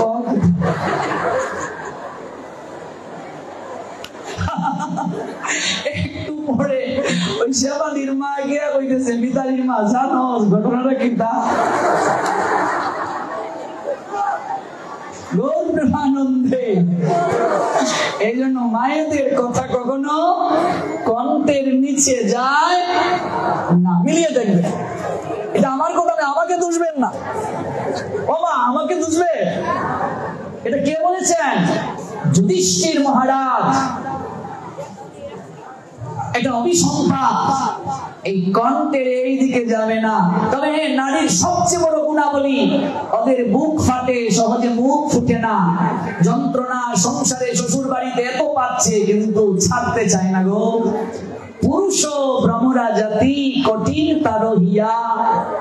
নারী তো সরল জাতি থাকে দুঃখ সইয়া, এটা মহৎ গুণ। জলের ন্যায় তারা। নারীকে সৃষ্টি করতে 7 দিন সময় লেগেছে, আর পুরুষকে সৃষ্টি করতে 1 দিন। এই নারীকে সৃষ্টি করে ব্রহ্মা ভাবছেন এটা কেমন সৃষ্টি করলাম, ওরে বাপ রে বাপ, আমি নিজেই বুঝতেছি না, এর মনোভাব বুঝতে পারছি না। তাই নারীকে, বউকে বুঝতে গেলেও সাধনা দরকার। একটা স্বামীর বউর মনোরঞ্জন করতে করতে তার অর্ধেক জীবন চলে যায়। এই জন্য স্বামীকে সম্মান দেবে, কটু কথা বলবে না, মুখের উপরে জবাব দেবে না, ভুল করলে বুঝিয়ে বলো স্বামীকে, মতামতের গুরুত্ব দাও। আর যদি অভিমান করে, রাগ করে, একটা গল্প বলি মা, গল্প বলে মনে থাকে। 10:30 কিন্তু বাজে, যাওয়ার জন্য প্রস্তুত হইও না, কেমন? দেখতে দেখতে সময় চলে যাচ্ছে, অনেক কথাই বলছি না। সক্রেটিস নাম শুনেছ? গ্রিসের মহান পণ্ডিত। ও বাপরে, তার জীবনে এমন একটা বউ জুটলো, কথায় কথায় রেগে যায়, কথায় কথায় রেগে যায়। আচ্ছা, মাঝে মাঝে রাগলে তো ভালো, কিন্তু রাগ করে বাপ দাদা 14 গোষ্ঠীর একেবারে উদ্ধার করে গালিগালাজ শুরু করে দেয়। এত বড় মহান পণ্ডিত, সব জায়গায় তার এত সম্মান, কিন্তু বউয়ের কাছে সে একেবারে। রাজা করিতেছে রাজ্য শাসন, রাজারে শাসিছে রানী। রাজা রাজ্য শাসন করে, আর রাজারে শাসন করে রানী। রানীর দরদে ধুইয়া গিয়েছে রাজ্যের যত গ্লানি। সক্রেটিস ভাবলো, আমার স্ত্রীর যেহেতু এটা একটা বদভ্যাস, এত রাগ, কিন্তু আমি যদি এটা মানুষের কাছে গিয়ে বলি, এটা তো আমারই একটা দুর্বলতা। এরপরেও যতটুকু তাকে পারা যায় সংশোধন করা, দেখি কি হয়। একদিন সক্রেটিসের স্ত্রী অন্য সময়ের থেকে এমন বেশি রেগে গেল সামান্য একটা কথা নিয়ে। এবার সক্রেটিস কোনো কথা বলছে না, ঘরের মাঝে বসে আছে। ওমা, ঝগড়া করতে গেলে 2 পক্ষের দরকার আছে কি নেই? এক পক্ষ যদি চিৎকার করে, আরেক পক্ষ যদি উত্তর না দেয়, ঝগড়া জমবে গো, জমবে। দেখবে আমাদের ঝগড়া কি জানো, একজনকে যদি একটা গালি দেয়, আমারে কেন হইতে রে, আমারই কেন কইতে, হয়ে গেছে শুরু। সক্রেটিস কিছু বলছেন না। এবার তার বউ, তোমার কি কানে যায় না আমি কি কইতেছি, তোমার কি কানে যায় না? সক্রেটিস ভাবছেন, বাপরে বাপ, টেম্পারেচার যেভাবে ইনক্রিজ হয়েছে, কি জানি হয় আমার ঘরে না থাকাটাই ভালো। এই টিপসটা বলে যাচ্ছি, মাঝে মাঝে ঝগড়া হয় কি হয় না, হয় কি হয় না, এই টিপসটা কাজে লাগাইবা বলতেছি। ঘর থেকে বের হয়ে বারান্দা, বুঝো বারান্দা, ব্যালকনির মাঝে সক্রেটিস একটা ঝুলন্ত চেয়ারে বসে ঢুকাচ্ছেন। তার স্ত্রী দেখতে পাচ্ছে স্ত্রীর কথায় স্বামী কোনো উত্তরই দিচ্ছে না, সে আরো চেঁচাচ্ছে, উত্তর দিচ্ছে না। এবার কি করবে? তার স্ত্রী বাথরুম থেকে 1 বালতি জল এনে সক্রেটিসের মাথার মাঝে ঢেলে দিয়েছে। কি করছে? তোমরা আবার এই পৌষ মাঘ মাসের শীতে এই কার্য হইল না, তাহলে কি যে অবস্থা হইব আমার উপরে। তবে হ্যাঁ, ফাল্গুন চৈত্র এইটা করতে পারো। ফাল্গুন চৈত্র মাসে যদি এই প্রসেসিংটা করতে পারো, আরো আনন্দ পাবে। দরকার হলে একটু ফ্রিজের জল দিও। সক্রেটিস তখন তার স্ত্রীর দিকে তাকিয়ে বলছে, আমি তো এটারই প্রত্যাশা করেছিলাম। দেখো জ্ঞানী কাকে বলে। আমি জানি গর্জনের পর বর্ষণ নামবে, তুমি এতক্ষণ গর্জাইছো, এখন যে আমার উপরে জল ঢালবে আমি এটা জানি, আর আমার খুব ভালোই লেগেছে। এই কথাটা যখন সক্রেটিস বলল, স্ত্রী তাকিয়ে আছে তো বালতিটা এমন দিয়ে, রাস্তা দিয়ে কয়েকজন যাচ্ছে, ওরা হাসছে কথাটা শুনে। তার স্ত্রীও মুচকি এসে চলে গেল। রাত্রিবেলা যখন ঘুমাতে গেল, সক্রেটিসের স্ত্রী তার স্বামীকে জড়িয়ে ধরে বলছে, আমি সত্যি দুঃখিত, আমার এই আচরণ করাটা ঠিক হয়নি। এবার বলো কে জিতলো, সক্রেটিস না তার স্ত্রী? এক পক্ষ যখন রাখবে বাবারা, এই পক্ষ চুপ থাকবে। এই পক্ষ যখন রাখবে, এই পক্ষ কি করবে? রাগ আর হবেই না, ঝগড়াও হবে না, সংসার ভাঙবে না। এক পক্ষ যখন রাগ করবে, আরেক পক্ষ কি করবে? পোষ মাগে, বালতির জল দিও না, চুপ থাকো। আবার ওই পক্ষ যখন রাখবে ওই পক্ষ চুপ থাকবে, দেখবে সংসার ভাঙবে না, সমাজ সংসার সুন্দর হয়ে যাবে। রেগে গেলে তো হেরে গেলে। গোবিন্দকে শিশুপাল কত পরিমাণ যে গালিগালাজ করেছিল, মহাভারতে আছে কি নেই? কিন্তু গোবিন্দ একটু তো উত্তেজিত হলেন না। কেউ যদি আমাকে বলে এই ছাগলের বাচ্চা, আমি যদি উত্তর দেই তার মানে এই গালিটা আমার উপরে লেগেছে, নইলে তো আমি উত্তর দিতাম না। আমরা সঙ্গে সঙ্গে উত্তর দিই, মানে আমরা এটা গাই নেই। গোবিন্দকে বলছে তুই একটা সুর। শিশুপাল গোবিন্দ হাসেন, কয় তুই ননি চুরি করছ?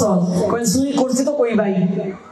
কয় তুই বস্ত্র চুরি করছস গুপি দেন? কয় তো কই ভাই। ভাই এত সুর কইলাই, কিন্তু আসল সুর তো আমারই কইলাই না। আমি শুধু দধি মাখন ছানা এগুলোই চুর নয়, আমি হলাম মন চুর। আমি ভক্তদের মনকেও চুরি করি।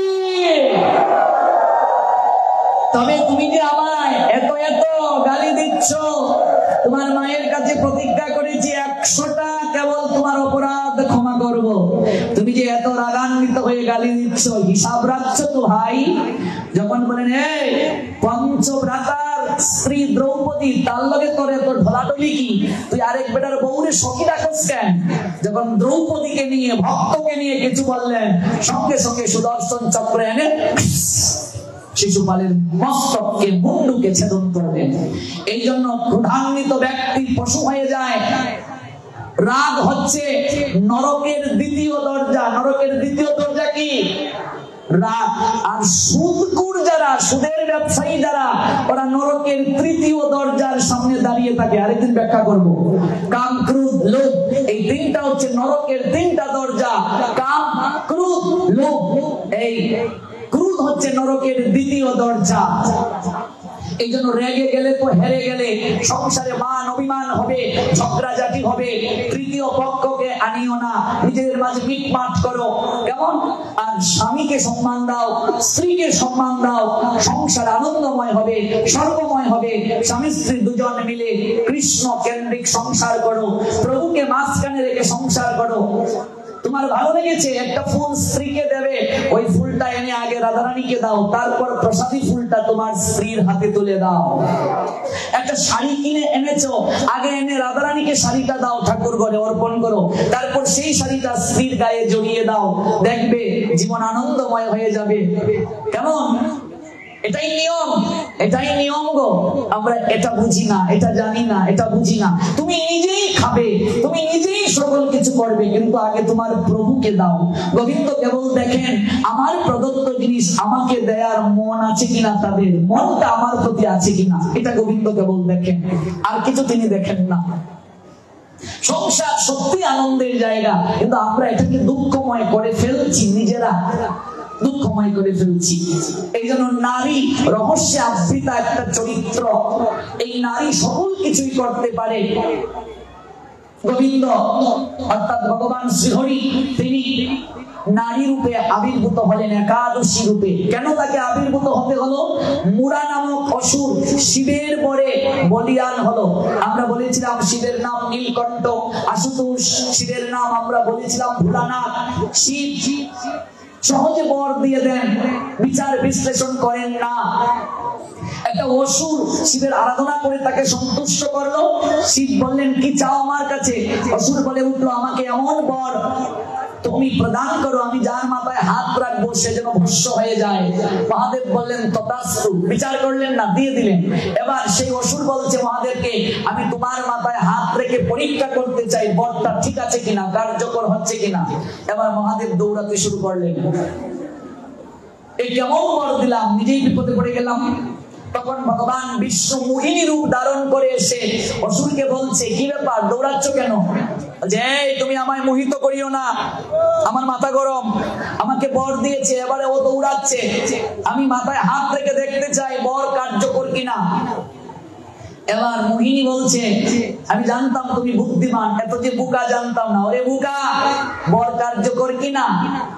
এটা দেখতে গেলে মহাদেবের মাথায় হাত রাখতে হয়। তুমি তো তোমার নিজের মাথাতে হাত রেখেই দেখতে পারো। দেখো নারীর মাঝে কি মোহ আছে। নারীর মোহ, নারীর রূপের জালে পুরুষ পরে হিতাহিত জ্ঞান হারিয়ে ফেলে। বউ পেয়ে মাকে ভুলে যায়, বাবাকে ভুলে যায়। কিছু লোক আছে সংসারে, অনেকেই আছে এমন। আবার অনেকে মা বাবার কথা শুনে বউকে কষ্ট দেয়, আছে কি নেই? ওই ব্যালেন্স করো। এবার অসুর যখন নিজের মাথায় হাত রাখলো, বলো হরি হরি বলে। এই অসুরের নাম হচ্ছে বর্ষাসুর। ভুলা বলিস না, পৌষ সংক্রান্তির দিন একটা ভুলা বানিয়ে ভুলা যায়, এই অসুরকে দাহন করা হয়। হ্যাঁ, কার্তিক মাসে সংক্রান্তিতে। এবার আমরা যে অসুর, এর নাম হচ্ছে মুরা। মুরা অসুর শিবের বনে বরদান প্রাপ্ত হলো, তার যেন মৃত্যু না হয়। মহাদেব একটা জায়গায় শুধু অপূর্ণতা রাখলেন যে নারীর দ্বারা তোমার মৃত্যু হবে, আর কারো দ্বারা তোমার মৃত্যু হবে না। এই জন্য ভগবান শ্রী হরিকে নারী রূপে আবির্ভূত হলো ওই মুরাকে মারার জন্য, মুরাসুরকে মারার জন্য। ওই মুরাসুরকে বধ করলেন একাদশী রূপে। একাদশী রূপে তিনি আবির্ভূত হয়ে তাকে মারলেন। ভগবান শ্রী হরি বললেন, তুমি আমার কাছে কি বর চাও? কারণ ভগবান তিনি এই অসুরের সঙ্গে যুদ্ধ করতে এসেছিলেন, কিন্তু নারী ছাড়া তো মৃত্যু হবে না। মহাদেব বর দিয়েছেন, তাই তিনি একটা বৃক্ষের নিচে শয়ন করে, আর তার শরীর থেকে ওই নারীর সৃষ্টি হলো। সৃষ্টি হয়ে তাকে প্রণাম দিলেন, আমি আপনারই সৃষ্টি। এবার প্রভু বললেন, আমার কাছে তুমি কি চাও? এই তিথিতে তুমি আবির্ভূত হয়েছো, কি চাও?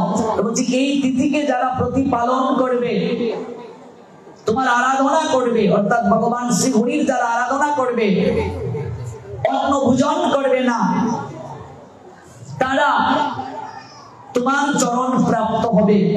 এই যে তিথি, এই তিথি নাম হলো একাদশী তিথি। এটা হচ্ছে একটা লীলা। আরেকটা লীলা, পাপুর সৃষ্টি করলেন ভগবান।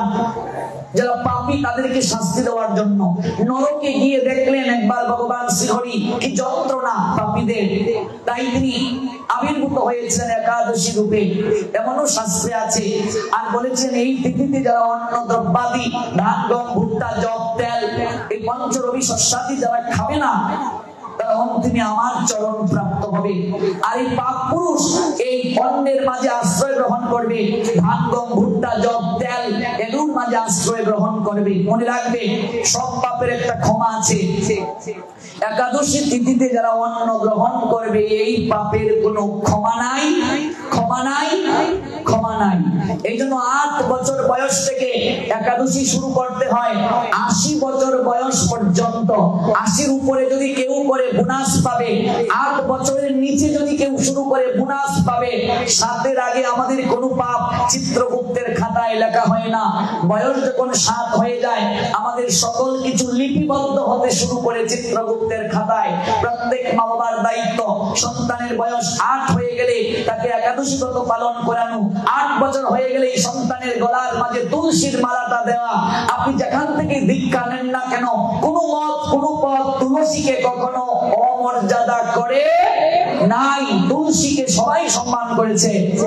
এই জন্য 8 বছর বয়সে মা বাবার দায়িত্ব সন্তানের গলে মালাটা দেওয়া। অনেক মায়ের গলাতেই নাই, সন্তানের গলায় আসবে কি করে? অনেক মা নিজেই ব্রত করে না, সন্তান কি করে করবে? প্রত্যেক মা বাবাকে বিচারের কাঠ গড়ায় দাঁড়াতে হবে। এই জগতে সন্তান আমি তোমাকে দিয়েছি আমানত রূপে। আমানত বুঝেন? দেখাশোনা করার দায়িত্ব গচ্ছিত রেখেছি। তুমি কতটুকু ডিউটি পালন করেছো? আমার কোন কীর্তনে কতটা তাকে সহায়তাকারী রূপে নির্বাচন করেছো? সেই মা বাবাকে বিচারের কাঠ গড়ায় দাঁড়াতে হবে। যে মা বাবা সন্তানকে ভক্তির শিক্ষা দিল না, যে সন্তান মা বাবার সেবা করলো না, সেই সন্তানকেও বিচারের কাঠ গড়ায় দাঁড়াতে হবে। আছে কোথায়? কাত্যায়ন স্মৃতিতে অষ্টবর্ষাধিকমর্ত অপূর্ণাশীতি বৎসরহ একাদশ উপবাসের পক্ষ ভৈরবী। মনুষ্য জন্মের 8 বছর থেকে 80 বছর বয়স পর্যন্ত একাদশী করবে। কিছু মূর্খের দল প্রচার করে শতবার একাদশী নাই। তোমরা শুনেছো? এগুলো ভুল কথা। একাদশী একাদশী নারী পুরুষ বলে কিছু নাই, কুমারী কুমার বলে কিছু নাই, সধবা বিধবা বলে কিছু নাই। 8 বছর থেকে শুরু করতে হবে।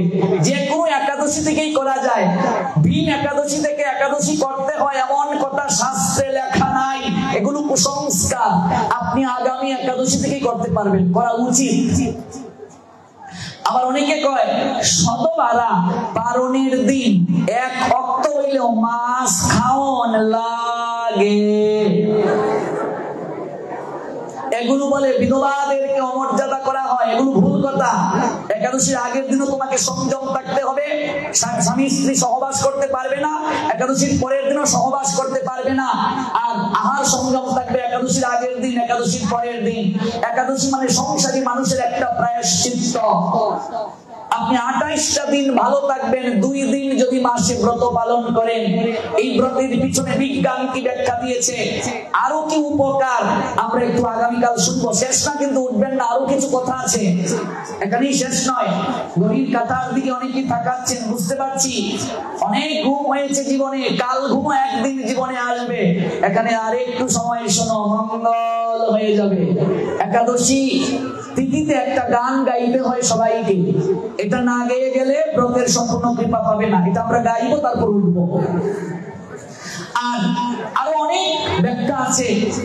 আমরা আগামীকাল আর পরশু একটু ব্রজের লীলা শ্রবণ করব, বৃন্দাবনের লীলা, আর নরসিংহ দেবের একটু অহৈতুকী কৃপা। এবার চলো, একাদশী তিথিতে একটা ভজন আছে। যারা অনুকল্প রূপে ফলমূল পান তাদের জন্য প্রসাদ আছে, নেবেন। পরিবাসনের কীর্তনটা সবাই গাইবো, একটু ইকুটা বাড়িয়ে দাও, কে আছো সার্কুলেশনে একটু রিপিট দাও। শ্রী হরি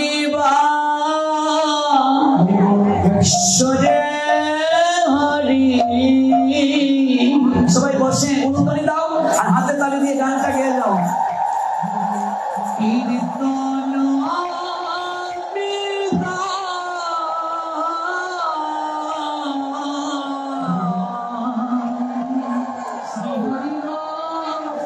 সেকেন্ড মাউন্টে সাউন্ড দাও, কে আছো সার্কুলেশনে।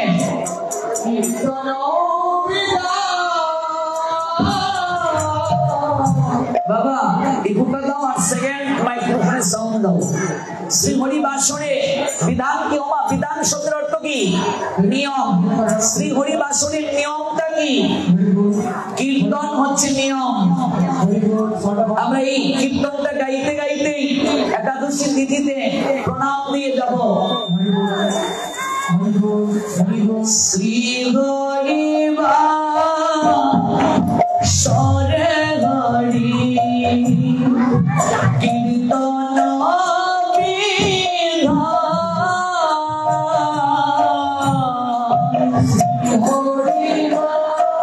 সেকেন্ড মাইক্রোফোনের সাউন্ড দাও। ভাগবতের দক্ষিণা উঠতে হবে না, ভক্তরাই যাবে, যাও।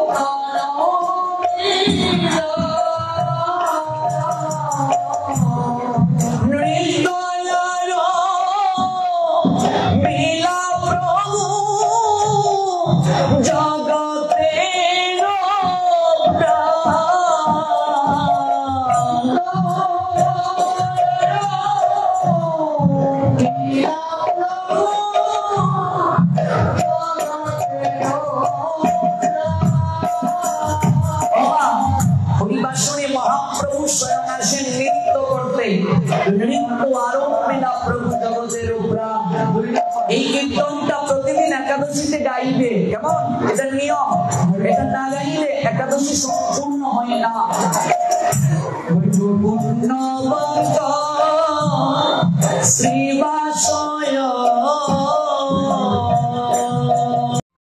ভিডিওটি আপনার ভালো লাগলে লাইক, কমেন্ট এবং সাবস্ক্রাইব করুন।